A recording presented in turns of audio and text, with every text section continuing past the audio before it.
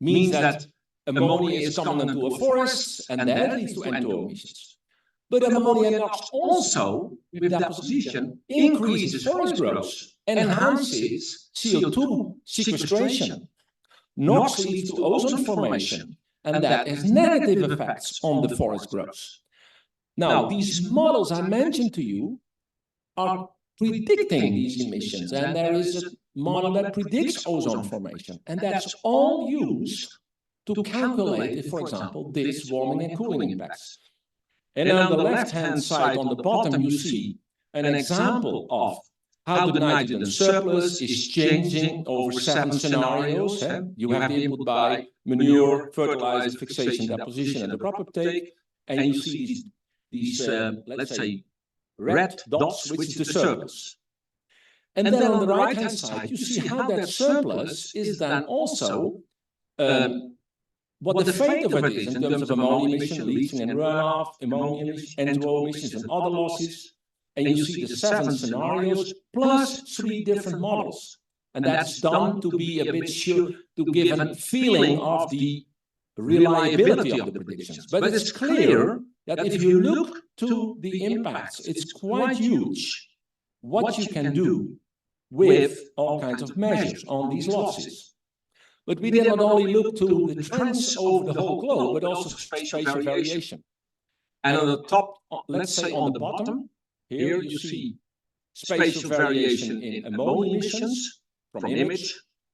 And then there's a calculation of the spatial variation of ozone exposure, that's based on NOx emissions, on N deposition, based on ammonia NOx emissions.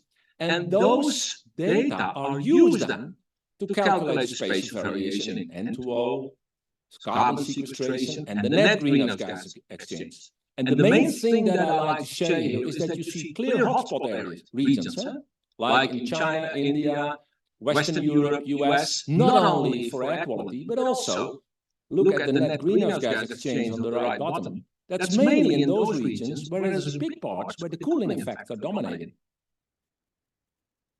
And this is an example for the whole globe where you see, okay, the cooling and warming effects, in this case of nitrogen fixation, are compensating each other. And if you do all kinds of scenarios, the warming and cooling effects are continually affected. So not if you reduce, for example, air pollution and PM2.5, that reduces the cooling effect. That's good for human health, but not so good for the climate. Okay, and here I come now almost to the end, an example of human health impacts by PM2.5 pollution. And you see it's most severe in India, where we're now, followed by China and then US and Europe. And the other one is the N share in that pollution. And that's much larger in Europe, and followed by China, but much less in India. So where India is a real issue as far as PM2.5 is concerned, the N share in that pollution is calculated to be limited, and vice versa for Europe.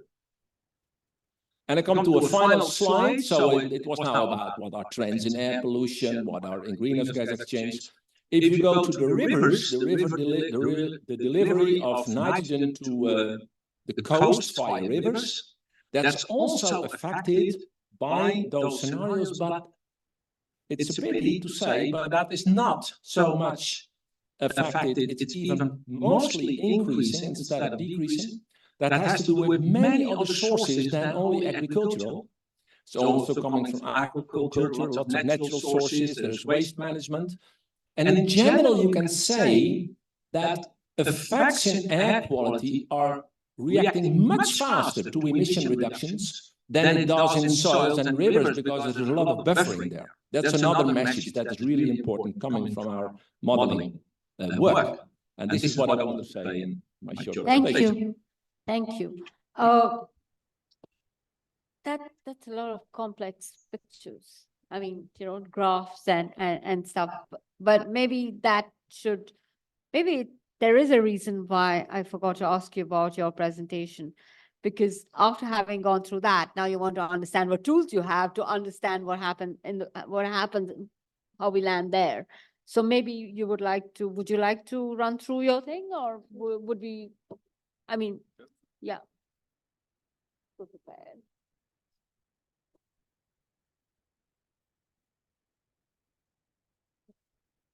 just as he gets going, I think one of the processes we're working on at the moment is the summarizing of all of this information, distilling it down to the key messages. And certainly, even as a scientist, when I see a run that says SSP 5.3.2.1b, you know, you can glaze over. So one of our tasks is to try and explain that in a way that is simpler for everybody to follow. That would be really nice, you know. That would be actually, I mean, you know, ever so often we haven't had that problem. Yeah, so just on one key point, you've seen on those graphs, many of those graphs are going up, not down. So the tendency is that the situation will get worse. Nitrogen pollution is going to be even worse for health and water in the future, unless we do something about it. The technical measures we'll hear about, but bear in mind there's this underlying change of population increase as well, which makes it even harder to take action. Okay, over to you. Okay, let's move on. So this, what Ben de Vries just told you, was all about the model set that was used to do the global assessments. But you can see there's 5 other methodologies you need to do a successful assessment. So you need a methodology to identify the multiple impacts and also to relate these impacts to nitrogen, because very often things like biodiversity loss or human health loss are caused by many other factors than nitrogen. So you need to identify the contribution of nitrogen to these impacts. You need to have some simple indicators, because if you want to go to policy, you don't want to overload them with information. So you need some very informative indicators for like nitrogen use efficiency or nitrogen surplus to identify where we are and where we're going to go in the future. You need to measure them, because you need to know the state of the environment, and then you need to measure emissions and states in air and water. So there's a whole guidance document on how to do that, to help other regions to do it.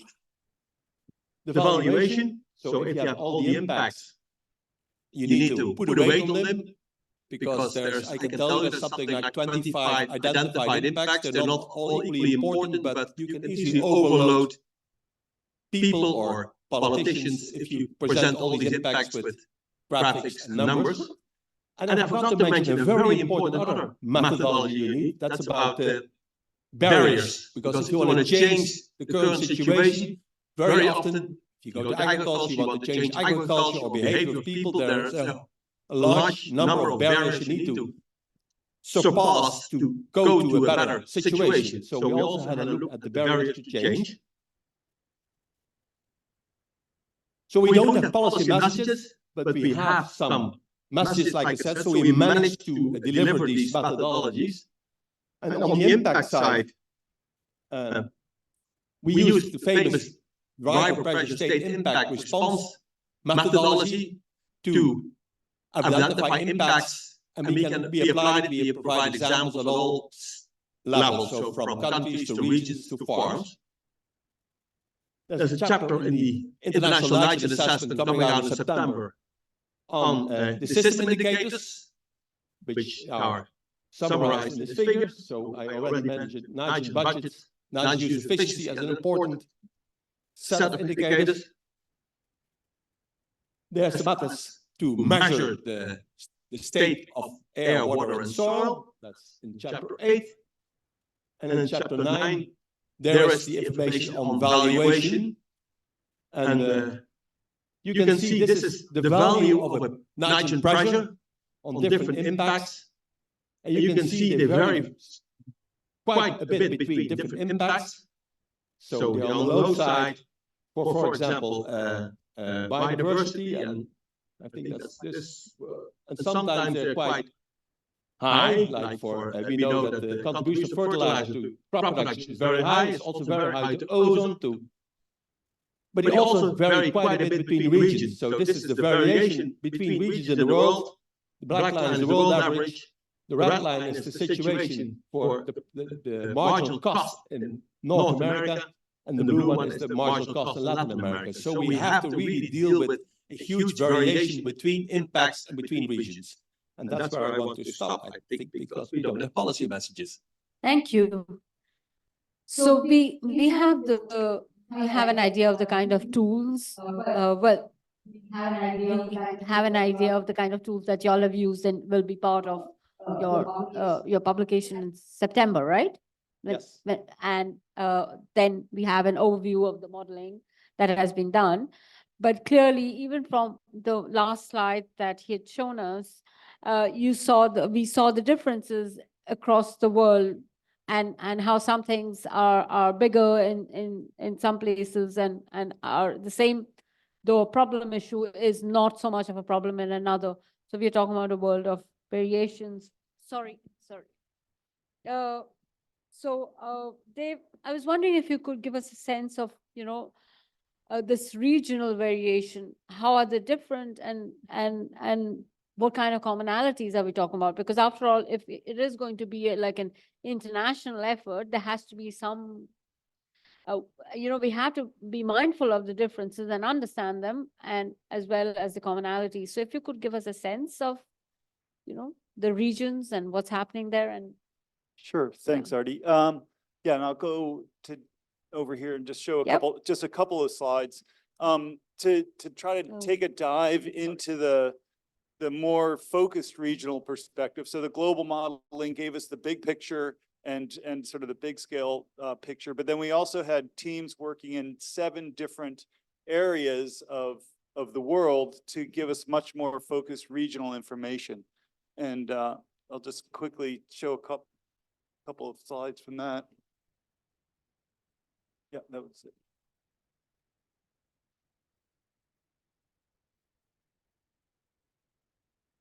Okay, so we had these 7 different regional demonstration projects, we call them, and this is part of was component 3 of INMS, is these regional demonstration projects, and then it's coming out in part D of the International Nitrogen Assessment.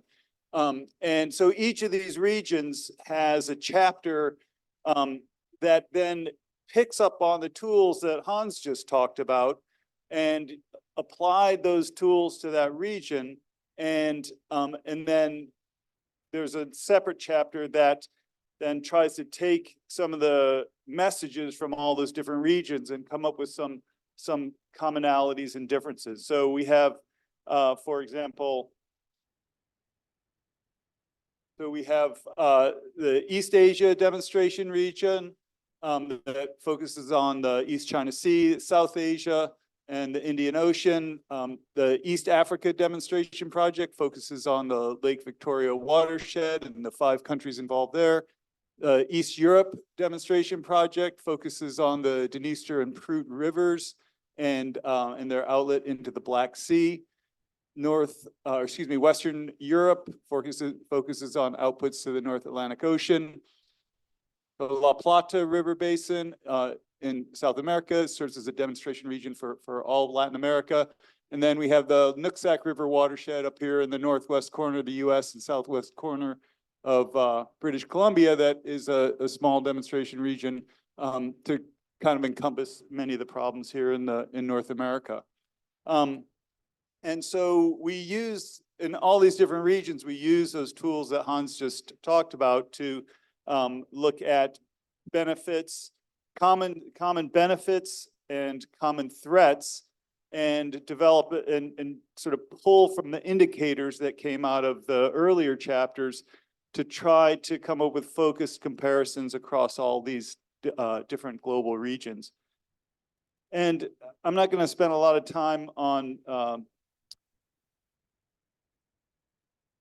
page down.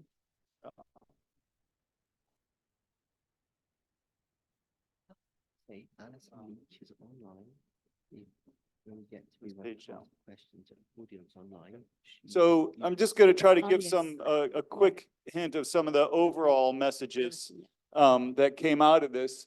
And one is that, not surprisingly, there's high variability in the nitrogen flows, the impacts, and the barriers to change across the demonstration regions, which were chosen for different geography, different economic status, different nitrogen input rates. So that's not so surprising, but equally across countries within demonstration regions, there's quite a bit of variability too. So for example, and nitrogen inputs across the 8 countries in South Asia are as great as they may be even across all the demonstration regions. And similarly, even across sectors within a country. So for example, in some African countries,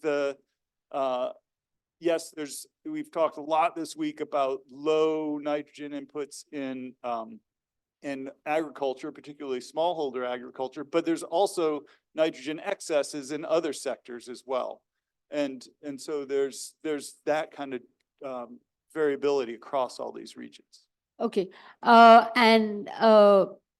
This variability has to do obviously with the type of economy level, where they are in the development scale. Would it be then right to say that we will see much more much more nitrogen wastage, pollution, what is the right word, in say developing countries or more agriculture based countries? Or that's too much of a generalization then? I think there's, well, if you look at the budgets through some of these tools, then certainly the amounts of nitrogen flow in developing countries have increased a lot over time, and the modeling results show that. But I think also a message comes out that the developed countries face these problems much earlier and then started developing policy solutions earlier as well. And some of those have been quite successful, and some, even though they may be good policies, have had a harder time reckoning with some of the behavior of nitrogen in the environment. And it could be possible that the rest of the world, I mean, where the policies that have worked or not worked can also be valuable lessons for others or those who are coming up the curve, so that they don't make the same mistakes. Yeah, sure. And so, for example, because of the sort of different timelines of nitrogen ramping up in use, a lot of the developed countries saw these problems early, and then yes, there's been lessons of successes and failures in those policies. And so, just for really brief example, so for example, controlling air quality, and others have pointed this out today and earlier, that is relatively easy because we can put our finger in the hole of the pipe, so to speak, and keep the nitrogen from coming out. And so, for example, the Clean Air Act in the US and similar acts in Canada and the European Union have had dramatic effects reduction in emissions. On the other hand, in terms of failures, and Wim pointed this out nicely, even in areas like Europe where there's really strong environmental policies, it's been very difficult to deal with some of the non-point source pollution coming off of agriculture and ending up in groundwater and with coastal eutrophication. Thank you. We'll come back with some more questions, but Aarti, I wanted to sort of, taking on this regional thing. You work in the South Asian region, and I'm wondering if you could sort of give the regional perspective that he was talking about, that Dave was talking about from really on the ground perspective, and maybe a sense of what works. What he was talking about, like what could work and what won't work, kind of a thing. Yeah, so there, as told, the demonstration regions were all different, and within one region also the countries are all very diverse, having diverse practices and all.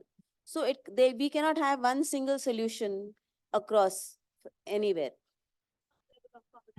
Yes, definitely. We have to reduce the input of synthetic fertilizer nitrogen. That is one message. Surely the percentage of the input has to go down. So instead of the synthetic fertilizer nitrogen, like just now discussed, we have a lot of waste. So we have a lot of animal urine, we have a lot of dung, we have crop residues. So if that particular waste can be converted into a resource, and you have a combination of synthetic plus substitution with some bit of the organic fertilizer input. So that will have a huge impact, as we have assessed in the South Asian nitrogen hub. So wherever we had treatments where we had like biochar, we had farmyard manure, we had compost. So we substituted at around 25 to 30% of the fertilizer with these in the synthetic fertilizer with these sources. So there was a big impact on the nitrogen losses. So to improve the nitrogen use efficiency, that is what is being said. So the budgets, it is very important that we improve the nitrogen use efficiency. So for improving the nitrogen use efficiency, we have to reduce the reactive nitrogen losses. You have to reduce the ammonia volatilization. That's the biggest loss. Then we have the denitrification losses. So it is just not the nitrous oxide, but the whole cycle of denitrification. So these two losses can be reduced. The hub has shown, the work package on agronomic management has shown that if we have these different treatments, like if you have urea deep placement, so if you don't do broadcast the synthetic fertilizer, but you have a deep placement of the fertilizer, you have proper split applications. So that will have a tremendous improvement in like the reducing the losses and improving the nitrogen use efficiency. Correct me if I'm wrong. What you're saying is that, sorry, what you're saying is that if we are more efficient in the way we use nitrogen-based fertilizers, I mean the synthetic ones, then the nitrogen wastage that happens will obviously, so if you improve your input, then your output will obviously improve. That's what you're saying, right? Yes. So it has to be the right method, Right. right amount, so and right timing. So all these three. So your method of application has to change. The timing of application, you might have to split Right. it, and the product also. So you need to substitute the synthetic with the organics, As you were as well saying. as the neem coated urea and the slow release other coated fertilizers. And you can have dual inhibition, to have urease and Right. nitrification inhibitors. So that overall will have a huge impact on the nitrogen use efficiency. And as shown by David, that N2, in fact, he showed that the costing. So the US in dollars, it was maximum the nitrous oxide from crop production. So if we are able to use these efficient sources of nitrogen, definitely there is going to be a huge global impact on the total N budget and all. So for example, now we have the natural farming initiative. So now that natural farming initiative, I don't say that it is going to be, 100% natural farming will maybe be very efficient, but partly, some substitution with Right. the use of the natural on-farm resources, using all the dung, the urine that goes just wasted, down. Right. So basically, a kind of fine recalibration of what goes in. Yeah, So that and you improve besides, one more thing, there are areas, there is so much variability in the fertilizer application. Like I have studied in India itself, there is in one state there's just 25 kg being applied, in another state there is little, like 150 kgs of nitrogen also. So that excessive use of the nitrogen application, not across. So Right. it has to be more uniform, like he showed. Some places there is really very less fertilizer being applied. Right. So there may be more of the low input. So natural farming also may succeed in those areas where Right. you have low input agriculture. Yeah. Okay. But where we have high input agriculture, their possibility we'll need to have a combination of approach. Okay. Combination approach. So thank you for now, and I'm going to turn to David. No, Can I add a little of thing? course. Because there's a nice connection to INMS or to the nitrogen assessment, because we do these scenarios, and if we use all the potential that you mentioned, you can see that in the most sustainable future that we use or project in INMS, we see that we can reduce in 2050 the synthetic nitrogen fertilizer use by something like 10%, although the population is increasing and GDP is increasing, and it's all because of we use more manure and we use more the manure there is more efficiently. So the scenarios more or less underline what you are saying. but it's only one of the 7 scenarios. So there's also a scenario which doesn't deliver. So another point I want to add is that, you know, what we need to change is the diets. So Right. like the developed nations, they can learn from what in this part of the world you can see the diets. So less of the meat and more of the vegetarian. And as you all see, you've been enjoying the Indian food. It is pretty good. So it's not necessary that we need to have those kind of diets. So that again will have a major role to play in the times to come. Yeah. So diets. You know, in all the years, I've been sort of writing on climate change and environment for many, many years. If I tell you the number of years, I'll have dated myself. So so think of a scary figure, and I've been writing for those. This diet question always stumps me because I can never figure out, like, is it really fair to do this? I mean, people should just, you know, find their balance and eat stuff that they should. I mean, let's say I find the balance and I want to have a barbecue every day because I got time. But if we all do that, the challenge we face is that those emission graphs will go up even higher, and the air will be worse, the water will be worse, the climate will be changing more. So we can't have everything we want in our lives. I think that is a general statement.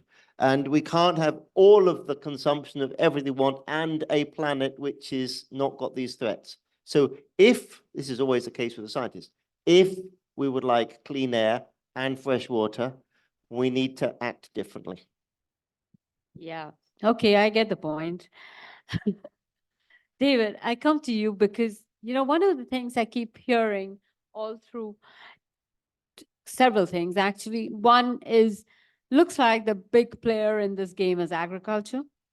And that seems to be the politically biggest explosive thing across the world. I mean, we've just seen pictures from the EU, but we've seen pictures in India. And I'm sure that, you know, we can look at pictures from other parts of the world, also because it's about food. There are people who will say that if you stop using fertilizers at the levels that we are, we won't be able to feed the growing population. And I'm sure you have heard it all, you know, because I'm sure you have had a barrage of people trying to tell you that they know everything about nitrogen, even when they don't, you know. But I was wondering if, I mean, that when you talk about solutions and governance issues, because that's ultimately what it has to boil down to. Two things. One is, how do we address what to me as a layperson seems seemingly the elephants in the room, or elephant multiples because they're in different continents, but also governance, because, you know, regional variability, where you are in the sort of socioeconomic sort of development spectrum, or how big say a particular sector is, or how big a sector that will produce much more of nitrogen waste or nitrogen pollution, the two being different. Yeah, I get that, Mark, but we will, you know, where you see that going, how can we have a governance structure that's universal and particular at the same time? Thank you. Thank you for the easy question. Ah. I think this growing, you know, it's of course inevitable or impossible not to acknowledge this growing resistance from farmers both. And I think part of it is actually driven by our reliance on synthetic fertilizer, right? We are exposed to the fluctuations in these prices, right? In part because of the geopolitical crises that we're facing, in part because of a changing climate. And so when we talk about these goals of, say, halving nitrogen waste, in part that is a way to try and improve the resilience, both farmer resilience and societal resilience, and reduce the exposure and vulnerability to these kind of fluctuations in prices, right? By reducing excess synthetic fertilizer use, by perhaps transitioning more to other sources of nitrogen inputs. We are also trying to improve the resilience, right, of farmers.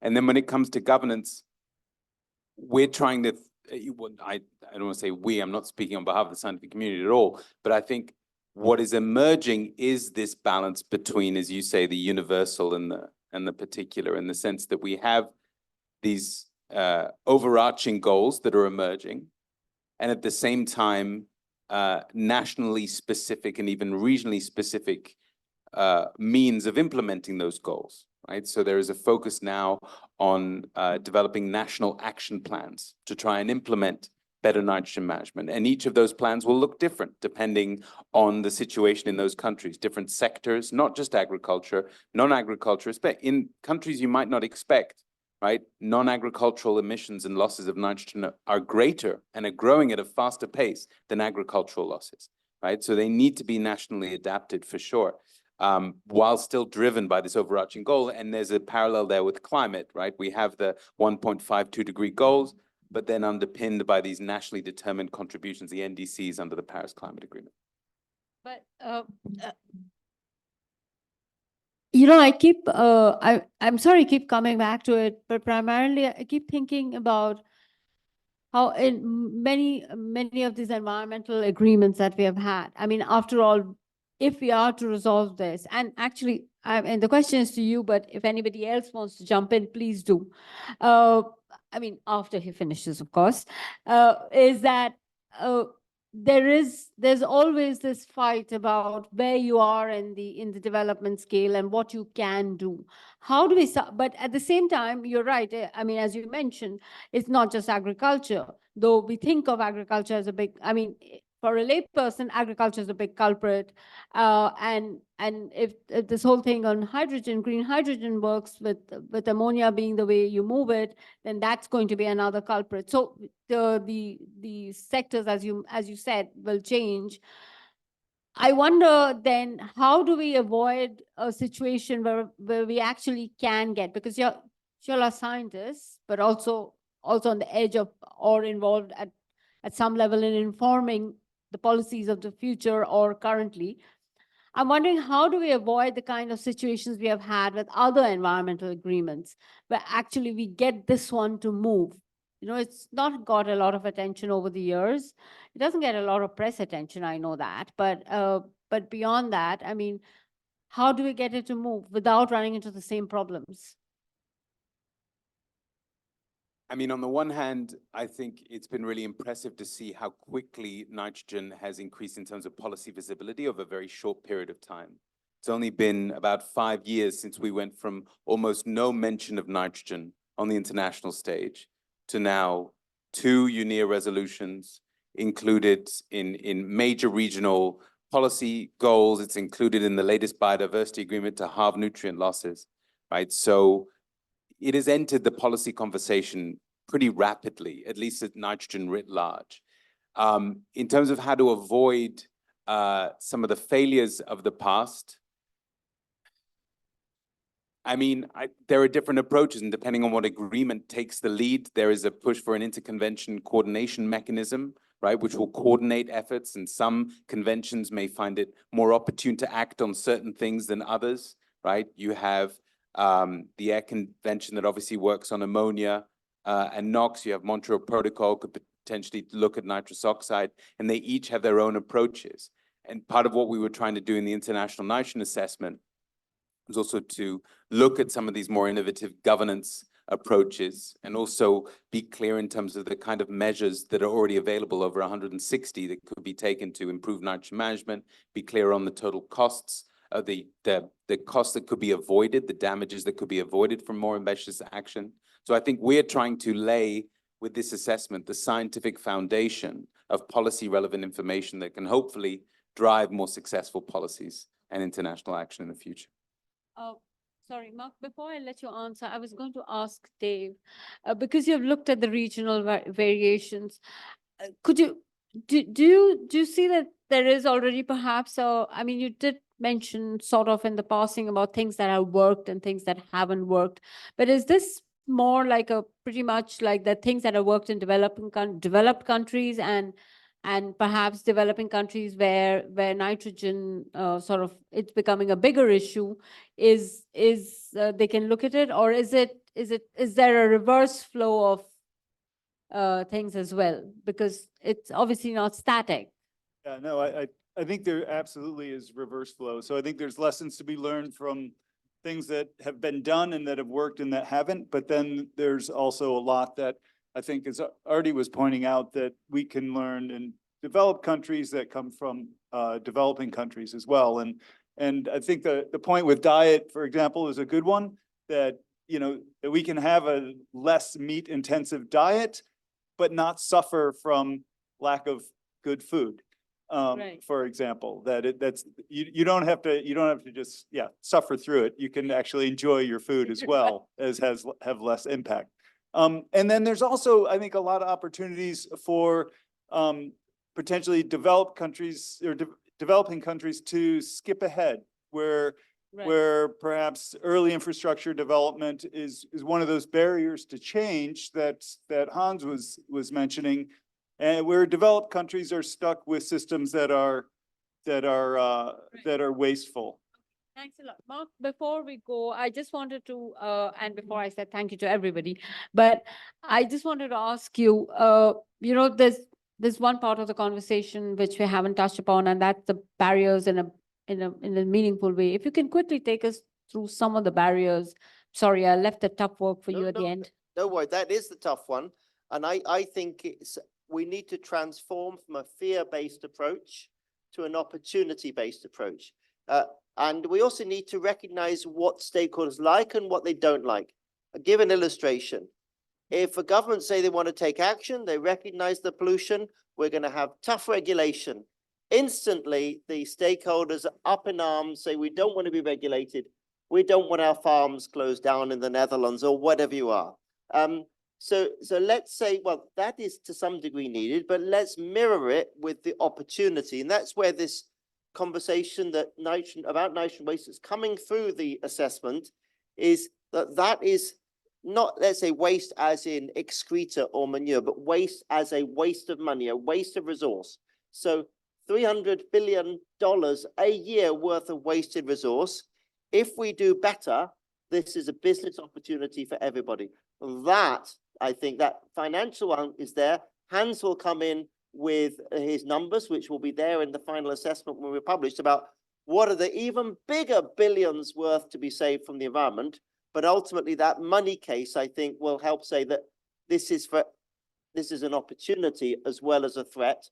And hopefully the governments will be there to help the stakeholders along make the change.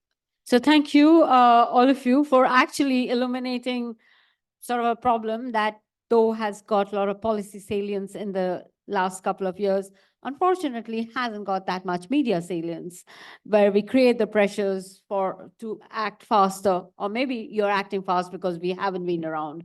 But thank you so much, and thank you, Mark. Yeah, and thank you, Omi, for joining us. You keep us on our toes. I think we're going to be going into coffee break now. Is that right?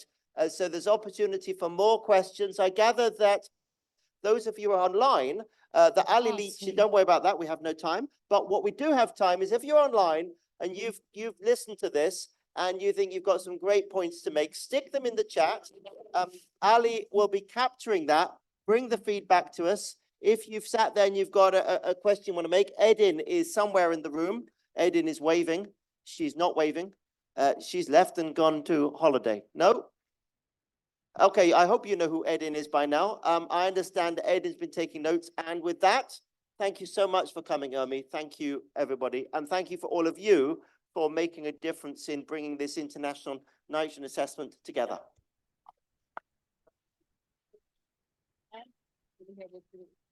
Thank you, colleagues, for bringing up these messages from the ongoing International Nitrogen Assessment, which will be published as a book later this year. We also have a session wherein the emerging messages from this conference will be brought up. So, Uma, please stay back to also pick up the emerging messages from this conference, the summary of deliberations of the last 3 days. And for now, thank you very much for this excellent panel discussion. We are breaking for tea, but we have to cut short and come back in 15 minutes if we have to maintain our schedule. Please, after tea, within 15 minutes, there are parallel sessions in 3 rooms on the discussion pertaining to setting a research agenda for the future. This was one thing that we always wanted to do, as was highlighted by Hans. When we do research of this kind across the globe, across the fields, across different disciplines, we all need to find a common lingo, a common set of terms, definitions, units, reporting formats. Standardization is one of the most important community services of any body of this kind. I mean, IUPAC, for example, very clearly defines exactly how each chemical should be called, or how, a certain value should be reported. So we need that for harmonizing the manner in which all literature in the future in each of these disciplines related to nitrogen is conducted, and we need to be able to share it with all the journals that publish such literature, so that when you read that literature, they all mean the same thing to you and they become interoperable. So please don't miss this discussion. Give your valuable inputs on terminologies, methodologies, reporting formats. We have time till about 5:30 when we have the valedictory session. Thank you very much. Let's break for tea and come back in 15 minutes. You'll find the area of research agenda on the door in each of the 3 halls. You can choose your hall of interest. Thank you.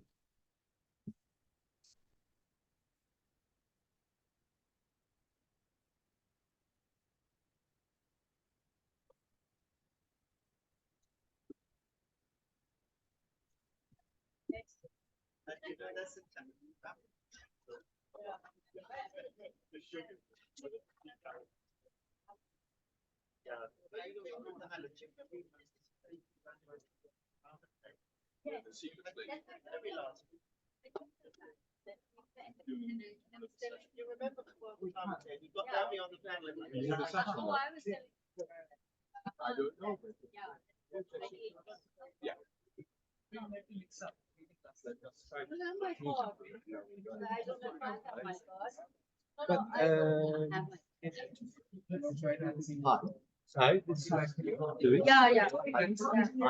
Mark.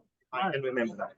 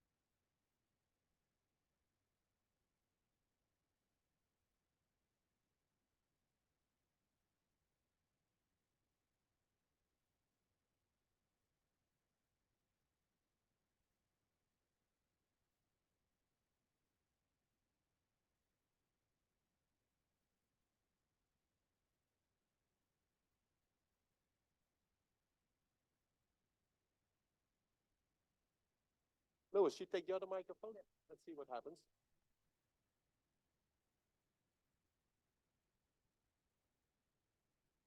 So, there's a button. Works? Hi. Yep. Hi. So, we're going to start, and I first want to introduce my co-chair on this discussion, which is, introduce yourself, Lewis. Okay, hello, I am Luis Lazaleta, and welcome to this session in which we will explore the exciting future of nitrogen research in crops and livestock. Exactly. My name is Hans van Grunsven. We work closely together, so I cannot work without Lewis. But this idea is from Dave Cantor, who's now the president of INI, and he said this is the first INI meeting where we try not only to come with a declaration, but also with a research agenda, because a lot of people working in integrated nitrogen research ask what is the most important topic that we should research in our PhD or master or whatever program. So that's what we are going to do as a group. Please come down, even Mark Sutton. Don't sit back up anyway. So that's what we're going to do. But if you want to do a discussion like this, you need some structure, because otherwise it will go all over the place. So let's spend a few minutes on what's a good way to structure the discussion. One thing that was given to us by Dave Cantor is having a short-term and long-term research agenda. So what can we do and can help us for the next 5 years? And the other part is what can help us on the longer term. And then the next thing is how you're going to structure the issue of research. So, Lewis, what is our idea?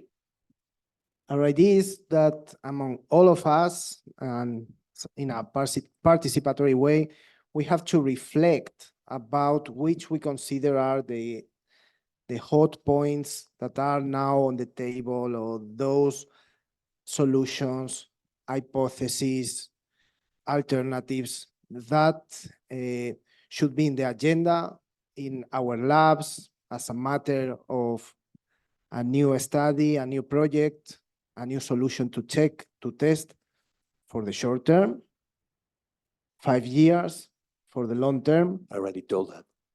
But sorry, and with the focus on technology, management, and finally also structural measures. Okay? But the structure is open for discussion. If you think this is not the right one, so I think you could bring in that structural, could mean combining crop and livestock. So something could not work on that, but would this structure help you to organize your brains to come up with suggestions, or you have another suggestion to do it? Financial, or is that part of management? No, that's another session. You're in the wrong session, sir. That's governance. No, not government. Money to mobilize change to, for example, tools. Oh, here we are. I'll just give the case and then you can figure out which parts. We have increasing knowledge of mitigation methods, mitigation for environment, improving efficiency, reducing nitrogen waste. Many of those measures require investment, require money spent. I want to buy myself new kit, I pay money. But there is a research challenge to improve the tools to give whoever the stakeholders, for example, crop and livestock farmers, the confidence to know that they themselves would invest their own money in and that there would be a payback from this. So what is the research that's going to be needed to build those financial tools to give confidence, keyword confidence, in that this will help them on their way and be cleaner for the environment? But this would apply to technology, to structural, to management, because it's all about spending time or spending money. And if you're spending time, you're losing money. So it's cross-cutting. It's a characteristic that could apply to all. So this is, I will leave shortly, but before I leave, my request for the research agenda for the next 5 years is that we translate our research into tools that can build confidence so that farmers and others would be saying, okay, I'm going to buy into this. I'm going to spend £100,000 or whatever on this kit. It's clear. Thank you. But now I have another question. quick one, because is there somebody willing to put the keywords of what's said into the table? Is there somebody who would be willing to do that? Yeah, and if you do that, I got a good price because I have 3 of these wooden things. So I'm offering 1 or 2 of these. Thank you, Helen. Yeah, so you can just type as we talk. Thank you so much, Helen. And you can write down your own. Put all my stuff in there. Exactly. That's your own power now. Okay, so we put in financing as a characteristic, research into financing research. Hans, I mostly agree with Mark, but I think he was too narrow in his focus. I would like to broaden it out to the research question around barriers to adoption, because clearly finance is a significant barrier to many farmers, if that is the case. I had a very interesting conversation just 2 minutes ago about some PhD work on very small scale dairy farms, and even for 2 to 3 cows, there are financial barriers, but there are also societal barriers as well. So we need to much better understand the barriers to the adoption of the practices which we know are likely to make these improvements. But would you agree? I have a suggestion to Helen to put them down in the 3rd or the 4th row, because they apply to long-term, short-term management structural. So I think they're general issues that apply to all of the columns. Would you agree on that?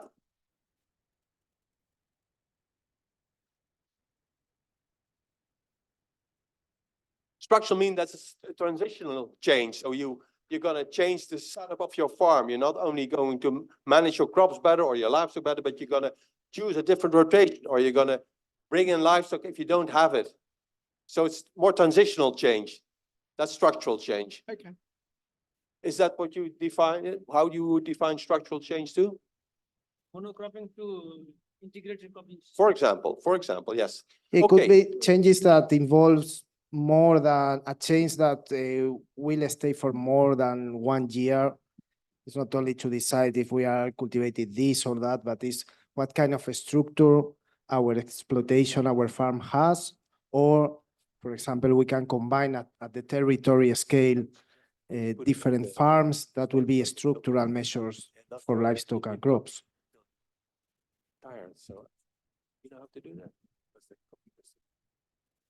Okay, but it was Ute. I'm not sure if this is relevant, but how about sort of fertilizer and fertilizer application rates per crop and also per climate and soil types? Okay, that's a known point, but if you would try to specify it, would it specify to every region in the world, or you have specific regions in the world where you think it's more urgent than in other regions? Well, I think it's more urgent in the South Asian countries, definitely. Okay. So, one of the things that I was thinking about in terms of a structure, I was thinking more in terms of right here. Sorry. Infrastructure. I don't know if that fits into the structural, but I was thinking kind of infrastructure in a way, because one of the things that kind of came out of this conference is the issue of distribution. We have areas in the world, areas within countries, areas within regions that are very heavily fertilized because of organic inputs mostly, and then areas where they are in a deficit. And I think having an investment of infrastructure or development to make those manures, for instance, transportable, whether that's a pipeline, whether that's dehydration and repackaging of that material, those kinds of things. I think that's one area that, to me, yes, it does require money, but it is a low-hanging fruit, because the biggest issues that we are dealing with nitrogen management have to do with that distribution, the issue of distribution. We can call that optimal allocation and redistribution of manure. Yeah. And then the other part that I was thinking too, in terms of research, and you know, I come from a land-grant university where research and extension are integrated. We can philosophize all we want, we can do all the research we want to figure out everything, but until the farmer understands and is convinced that this is going to be profitable, it's not going to work. And so the education part it has to be an integrated part to all of our research activities. We cannot be working in a vacuum, doing our own little thing and expect that people will just adopt them because we tell them so. Well, that's an interesting, because I think if you're talking about an infrastructure which is affordable to distribute your manure or fertilizer in a more equitable or efficient way, then you already accept that you need to transport it. So then if you're on the technology side, you say, well, given the current structure, trying to discuss your point, then that's really a barrier or a research area you need to explore. But you could say, if you're on the structural side, try to avoid large regional surpluses of manure, because then you don't need an expensive infrastructure. You don't need to spend gasoline to bring manure or slurries from one point to the other point. So I think it's important. So if the infrastructure is not there and the surpluses are there, then you're in trouble. But it's very region specific. That's correct. And, you know, today there was a really good comment too, that in terms of not making the same mistakes in countries where these things are being developed, you know. We went to like feedlot systems. I think there are a lot of benefits of doing intensification. You know, we improve things a lot by intensification, but then we also have problems that we create with that intensification. And so in areas where these things are being developed, you could go into a different system where you have maybe better distribution of these systems, so that then the nutrients and the excess nutrients is not an issue. It's clear. Thank you so much. Bob. Yeah, thanks. So just a brief comment on the table, first of all. I think some of the discussions are generic to crops and livestock. It might be just helpful to have another row at the bottom that is a generic one. But I was thinking about this issue of fertilizers, and one of the things that we haven't heard much about this meeting is the explosion and development of information technology, artificial intelligence. I'm thinking ahead to the next I&I meeting when we go to Japan. I get the feeling that's going to really be pretty important then. And, you know, this is happening all around us at the moment. So let's take fertilizers as an example. I mean, traditionally, we treat fields as uniform substrates and we apply a standard rate of fertilizer. We know that land is very variable. And actually, if we're going to get the best response out of our fertilizer, we need to account for that variability. We need to use precision technologies. I mean, that's just one example. Livestock sector has interests in this area as well. I think agriculture will become much more sort of focused around development of information technologies in the next 10 years. And that's a great opportunity for scientists as well, because we actually know a lot about this spatial variability, but we haven't had the tools and the techniques to apply it. And I think that's really going to explode. So, and that links in then to another area, which is... But let me try to sum it. So what you're saying, I think that's maybe not sure which column it is, but you're talking about using artificial intelligence for precision feeding or precision fertilizer application. Yeah, that's what you're talking about, right? So it's more on the technology side. Okay, and we forgot to write down Ute's point about better systems to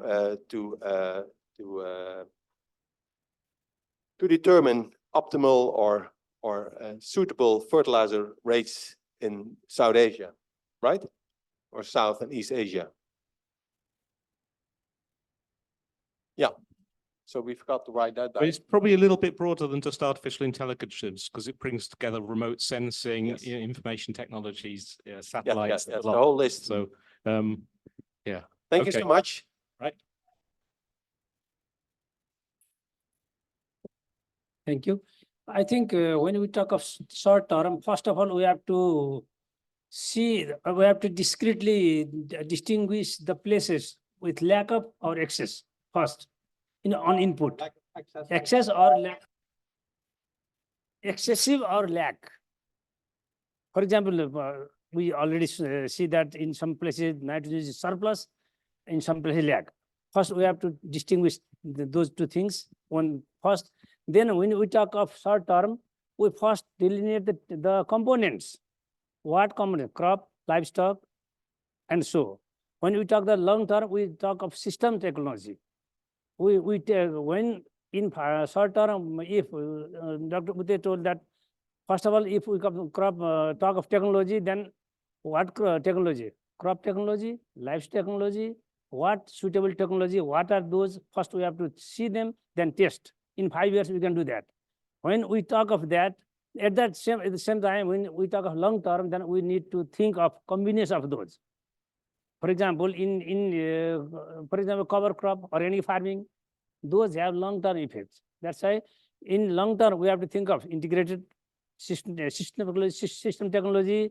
In short term, we must have to think about either crop, livestock, basically, and AI also comes under its discussion, because when you talk of livestock, then what technologies we need to have developed, what to test, what we have. First, probably we have to enumerate, then we test, and in 5 years, we can have result.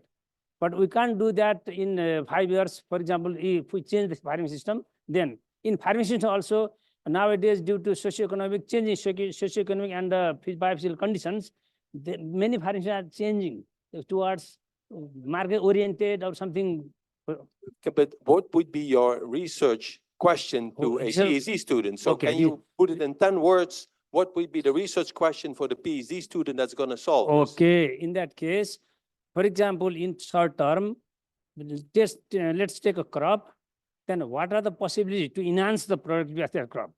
Depending upon soil type, depending on the use of fertilizers, depending upon soil. So we have to put the trial on that. In case of crop, similarly, in case of livestock, what are the feed? What are the management? What are other options? That's still a lot. It's a long instruction for the PhD student. No, then we have to define the objectives. Okay. Thank you. Thank you. Maybe repeating with the previous point highlighted as well. From the Asia, developing countries like our Sri Lankan point of view, short term, technology wise short term. So we are talking about the different type of fertilizer sources. So what is needed is specific type, and this are the suitable improved type of fertilizer for crop specific and also the region specific. So the solution has to be produced with the affordable manner. Right? If we are talking about the slow releasing and things like that, if farmer cannot afford, so then that is the issue. Then we have to think about, even if it is effective, so how the government involvement in giving sort of a subsidy or financial support to afford that type of. So then what is needed is people, probably farmer, but one thing farmer should be, can aware about this, capacity building has to be there, and then this fertilizer type synchronizing the crop requirement, we have to sort of if it's a slow releasing or coated type, because for synchronizing the information available with the straight fertilizers, but with others, still we don't know how the application process is going to be during the cropping season, and it's short term. Like long term, actually, we have huge diversity. Exploiting for the summarize for Helen, I think you're referring to new types of fertilizer, slow release fertilizer, and you're more or less saying that the 4R scheme is forgetting one letter, which is A, affordable. So if you want an alternative slow release fertilizer, if it wants to be successful in your country, it needs to be affordable. Yeah. So farmer should be able to, use them in a port, like buy and apply. Yeah, that's a short term, and I have one for the long term. So then too. actually, huge diversity is available, with the crop, given crop, and local technology is available, local traditional methods are available. We have to investigate again, their efficacy with respect to nutrient use efficiency, and also genetic exploitation of the genetic advances, identifying the varieties capable of using fertilizer in the most effective way, where losses are going to be reduced and the amount applied is going to be reduced as well. Okay. Thank you so much. You got it, Helen?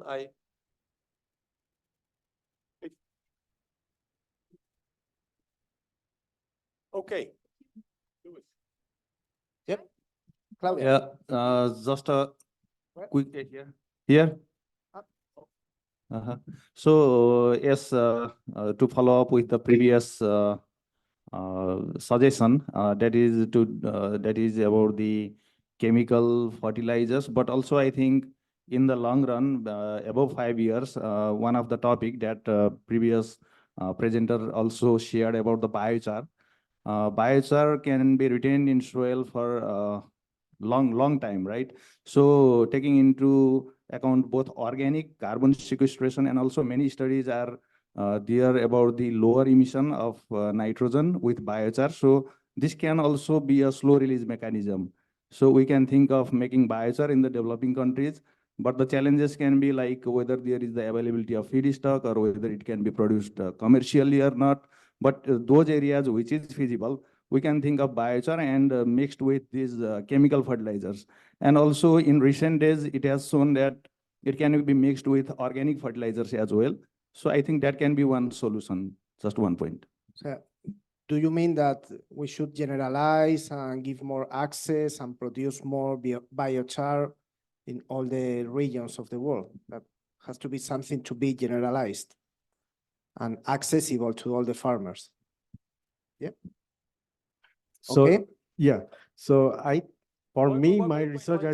Was one lady Claudia was, so Claudia, go ahead, otherwise. Okay, so I don't know if there's a soil table behind those two ones. Soil is part of everything. Yes, but I would like to add in the crops section, the crops table, that soil-based solutions and soil quality improvement and nature-based solutions are very important to improve the nitrogen management itself and the success of crops. So I would add nature-based solutions, and I would add soil quality-based solutions. And that's on the management side, I would guess? The management, yes, yes.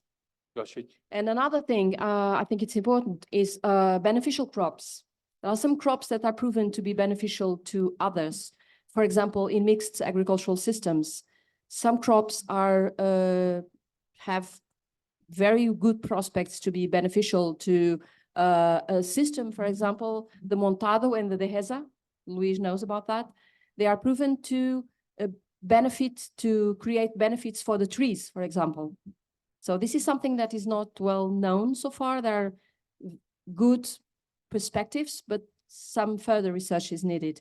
And this would create nature-based solutions, create benefits, natural benefits. But you're talking about benefits from the market perspective or benefits from the soil quality or the soil health perspective? And for the crop production perspective as well. Okay, because with less need of nutrients. Do you mean nitrogen, of course. agroforestry system solution? For example, yes. Not only for Montado de Esa, but also. But agroforestry would be structural if you would move from, say, classical. Maybe structural, I don't know, structure. Yeah, that's, I think we agree that if you would move from a But conventional crop to Yes. agroforestry, that's structural change. But even And it's long term. even the rotation of specific crops benefits the next crop, you know? Yes, yes, yes. This is something that I think it's also important to include in future research. Alternative rotations, which are rotations that are more efficient from the nitrogen side. To actually identify the best crops to include in these rotations that have the most benefit for the next crops. Okay, thank you. Now the gentleman above, sorry for interrupting you, but. No problem. I have one research agenda for the technology for the short term. And I would like to build or have a research agenda for monitoring a satellite statistical hybrid version, which monitors fertilizer application and usage around the world. Is that available? Can you do it? Is that a wish? So you think we need, I mean, we can do many things with satellite, but can we follow farmers? I don't hope so. No, you cannot. But you have the ammonia satellite. And then you can use the kind of maps which are built or others will build in the future, which talks about application rates. And that is crop specific or livestock specific pooping out of how much they do. And you have the ammonia from the satellite, and you can build a statistical satellite hybrid version to track.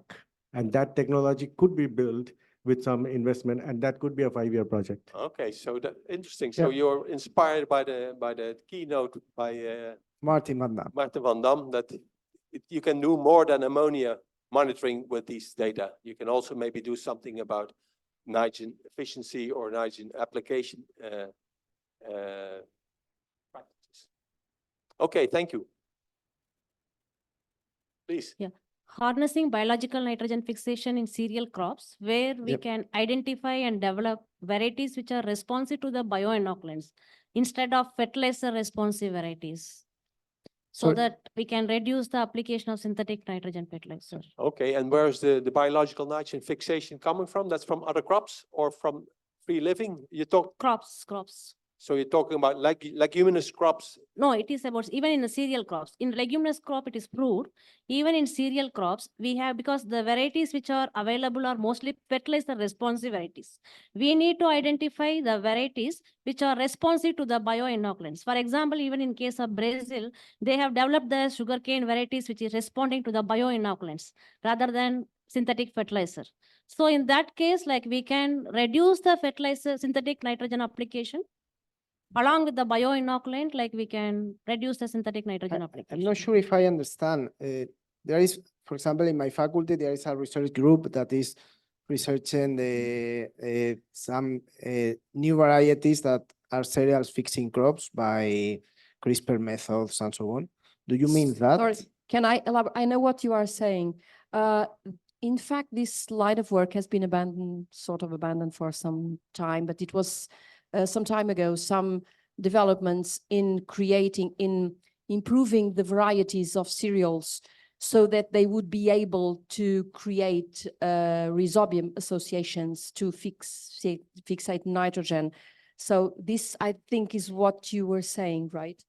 But of course, like, we cannot convert the crop to as a nitrogen fixing crop. Rather than, we can work on endophytes, which can form the tight association with the cereal crops. And to some extent, they can also supply the nitrogen through natural process, so that you can reduce the application of synthetic nitrogen fertilizer. So yeah. Please. That's good, but I'm still not sure. Are we talking about new varieties, or are we talking about new practices? It's not my area, but I've just examined a PhD thesis which was on endophytes. So these are endophytes living in every single cell of a rice plant, which are able to produce as much nitrogen as rhizobium will produce for legumes. So I think there's a huge potential for it, and I think it may not work, but it's certainly they are fixing the nitrogen fixing. Only nitrogen fixing, NIF genes, I believe, same mechanism, but it's an endophyte. It's not a rhizobium. It's a bacteria. Okay. Oh, I have to spell from it. sugarcane. That's From breaking news. I never heard of it. But do you know how to spell it? Do you know it, Helen? I never heard of it. What's now it's called? In the management. Endophyte. Okay, here we are. Thank you so much. I learned something, which is not easy, which is quite easy, I think. What I wanted to say. More suggestions, please, sir. Yeah. Are we going to confine into only these two areas, crop and livestock? Very good. Can I propose? Now, what I see is that during all these exercises, what we are going to try is that to minimize the impact of nitrogen to the environment, as well as to increase the use efficiency of nitrogen. So what would happen if the plants are going to uptake nitrogen excessively? So that our whole exercise is to increase the production. So to ensure the supply of food.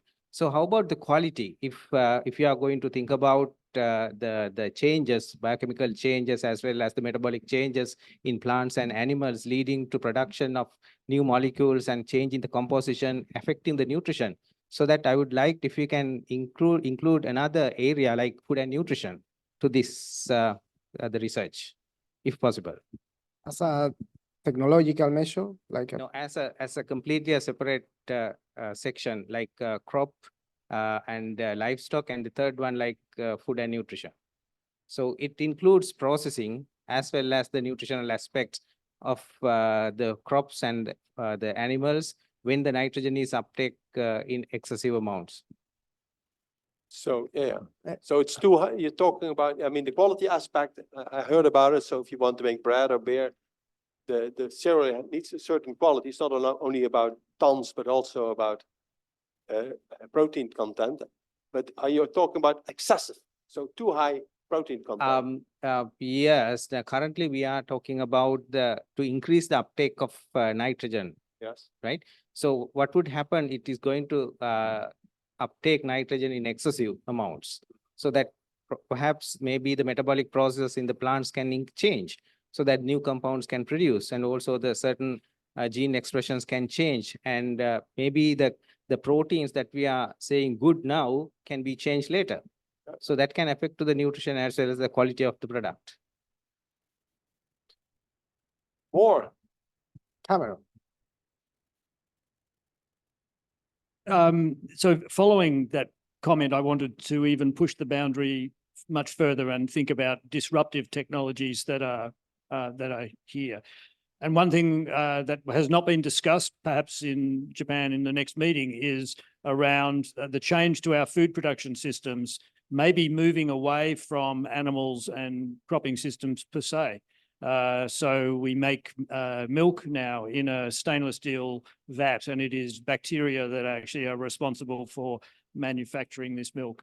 What is the nitrogen implications for those systems? What are the life cycle questions that come from a very radical food production system, which may be 20 or 50 or 100 years from now, but we need to plan for the implications of these things. So they seem like a little bit futuristic, but actually sometimes transformational technologies happen like this. And I think we need to be prepared for some answers in relation to some of these questions in relation to nitrogen. Do you mean synthetic milk or meat or? Yeah, so we already have meat being made in a Petri dish. And in my McDonald's in Australia, we can buy a burger that is completely plant-based. They still call it a burger, but we have milk in Australia now of all sorts of different forms and shapes. But in fact, they are now talking about using mammalian cells to actually produce milk in a stainless steel system. In a lab. But there's many, I mean, it's happening while we're talking, but what you're saying is we don't know too much about what it means for the nitrogen cycle. It's a huge question in terms of nitrogen. And, and maybe this is a paper that someone should deliver in Japan. Indeed, it's based on synthetic amino acids, no? That they are fixing Haber-Bosch, for example. Okay, and we got somebody who grabbed, oh no, Bob has a second point.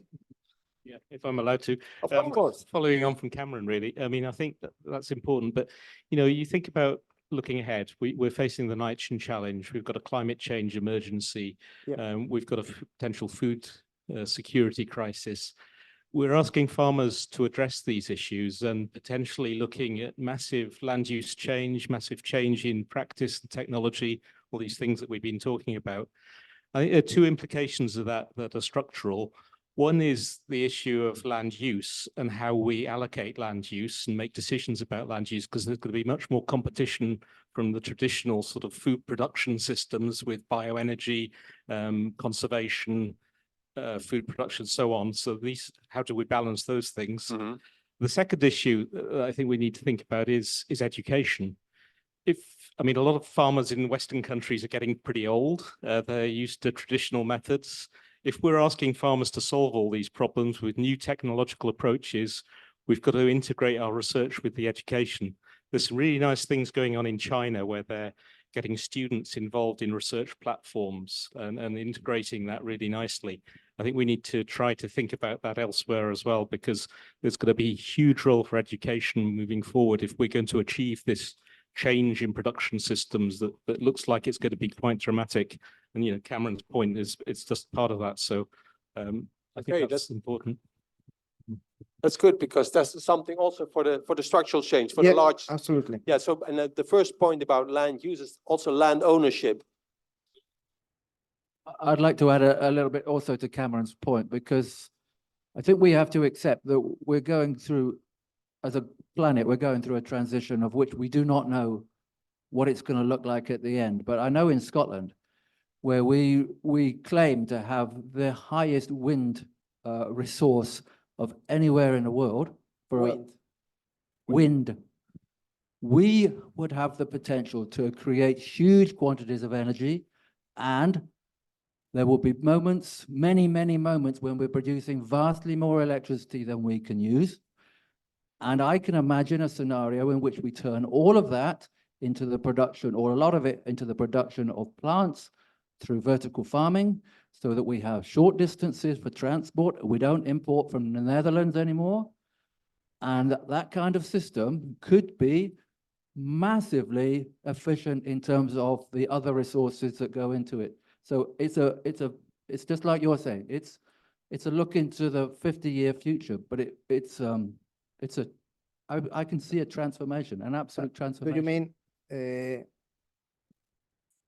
application or development of vertical farms based on cheap energy in some areas? Yeah, we need to have the concept of the energy system that we're going to live in for 30 years' time or 50 years' time, and what that might mean in terms of a transformation in the location and the types of products that are being made, and the energy and the other inputs that are required, because it could be almost circular if you do it in a vertical farm. But I have a question to you, because vertical farming always gives me itches, because I can think about vertical horticulture, but if you're thinking about vertical wheat farming, are you really thinking that Scotland is as one of the highest wheat potentials per hectare in the world? But are you thinking about vertical wheat farming or cereal farming? Is that what you can envision? Some people do. Yeah, but I'm asking you. So, because that's always a confusion. People talking about vertical agriculture, most of them agree that they in fact mean vertical horticulture, high value crops. But if you want to move zillions of hectares in a vertical farm, that's maybe even beyond the long term you're thinking of, but maybe I'm old fashioned. Anyway, so that was a good question. There's no point you were going to bring up, right? Sorry?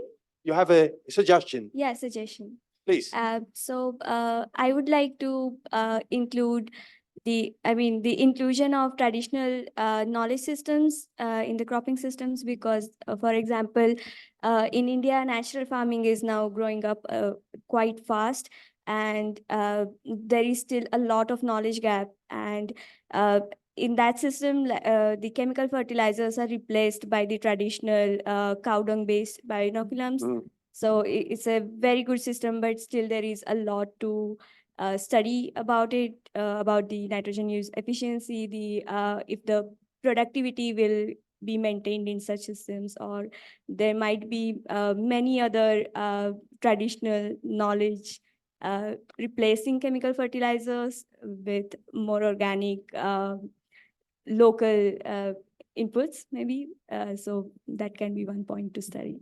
Yeah. I think that's an excellent point. I think it goes further than nice and fertilizer. I think I read an article about farmers in Central America who have issues because they cannot maintain the current rotation because of the drought and the climate change. And then they found out that there are traditional crops which are very efficient and are much more climate resilient than the ones they are growing now, and probably recommended by some kind of an advisor, but also traditional crops. So I think that's a good point. It's happening in Spain, some old varieties that maybe are not so productive in normal conditions with all the resources, but when climate change is arriving, maybe they are resisting better.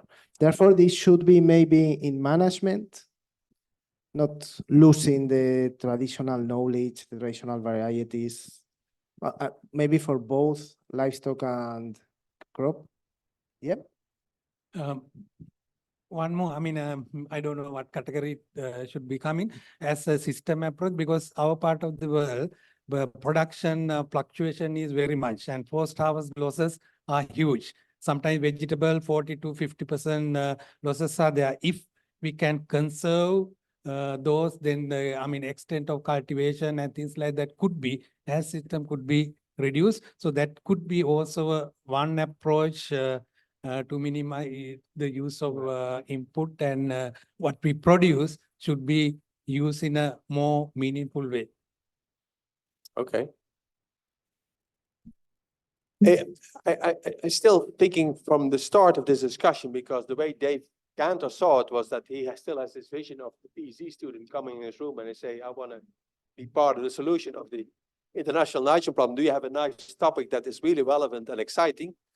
I'm not sure how many young people are in the room, but did you already hear a topic? You say, well, I'm going to sign up for a PhD on this topic tomorrow, or you think we still didn't do as good as we could? Because some of the things are, I think we know they are questions that are on the table for a long time, but we cannot solve them. So you can keep on putting research into that for as long as we live. And there's really new topics which are not yet on the table and could mean a breakthrough in solving the nitrogen issues. So are we happy about what we have? Are we happy with the fact that Helen is writing this down in an incredible, efficient way? But Adam. Yeah, so there are not so many geneticists here, but I do want to promote genes, plant genes. In the SANH with Auditorium, we've been working on genetic mapping and transcriptomics, and there are some interesting genes that come up. So I do not want to promise that we have a silver bullet for anything, because it's way, way too complicated. But I still think that there are genes that we have identified that need to be tested, and it's a huge amount of work to test them. So it could be one gene per PhD. And it'd be plenty of work, but there needs to be a platform. In fact, I think there needs to be a platform where everybody who's got exciting genes talks to each other about it, because we run the risk of repeating each other's work and all that sort of thing. So, a conference on genes for NUE would be quite nice. I'm not offering to organize one though. Okay. May I add to that? Yeah, sure. Can I add to that? Of course.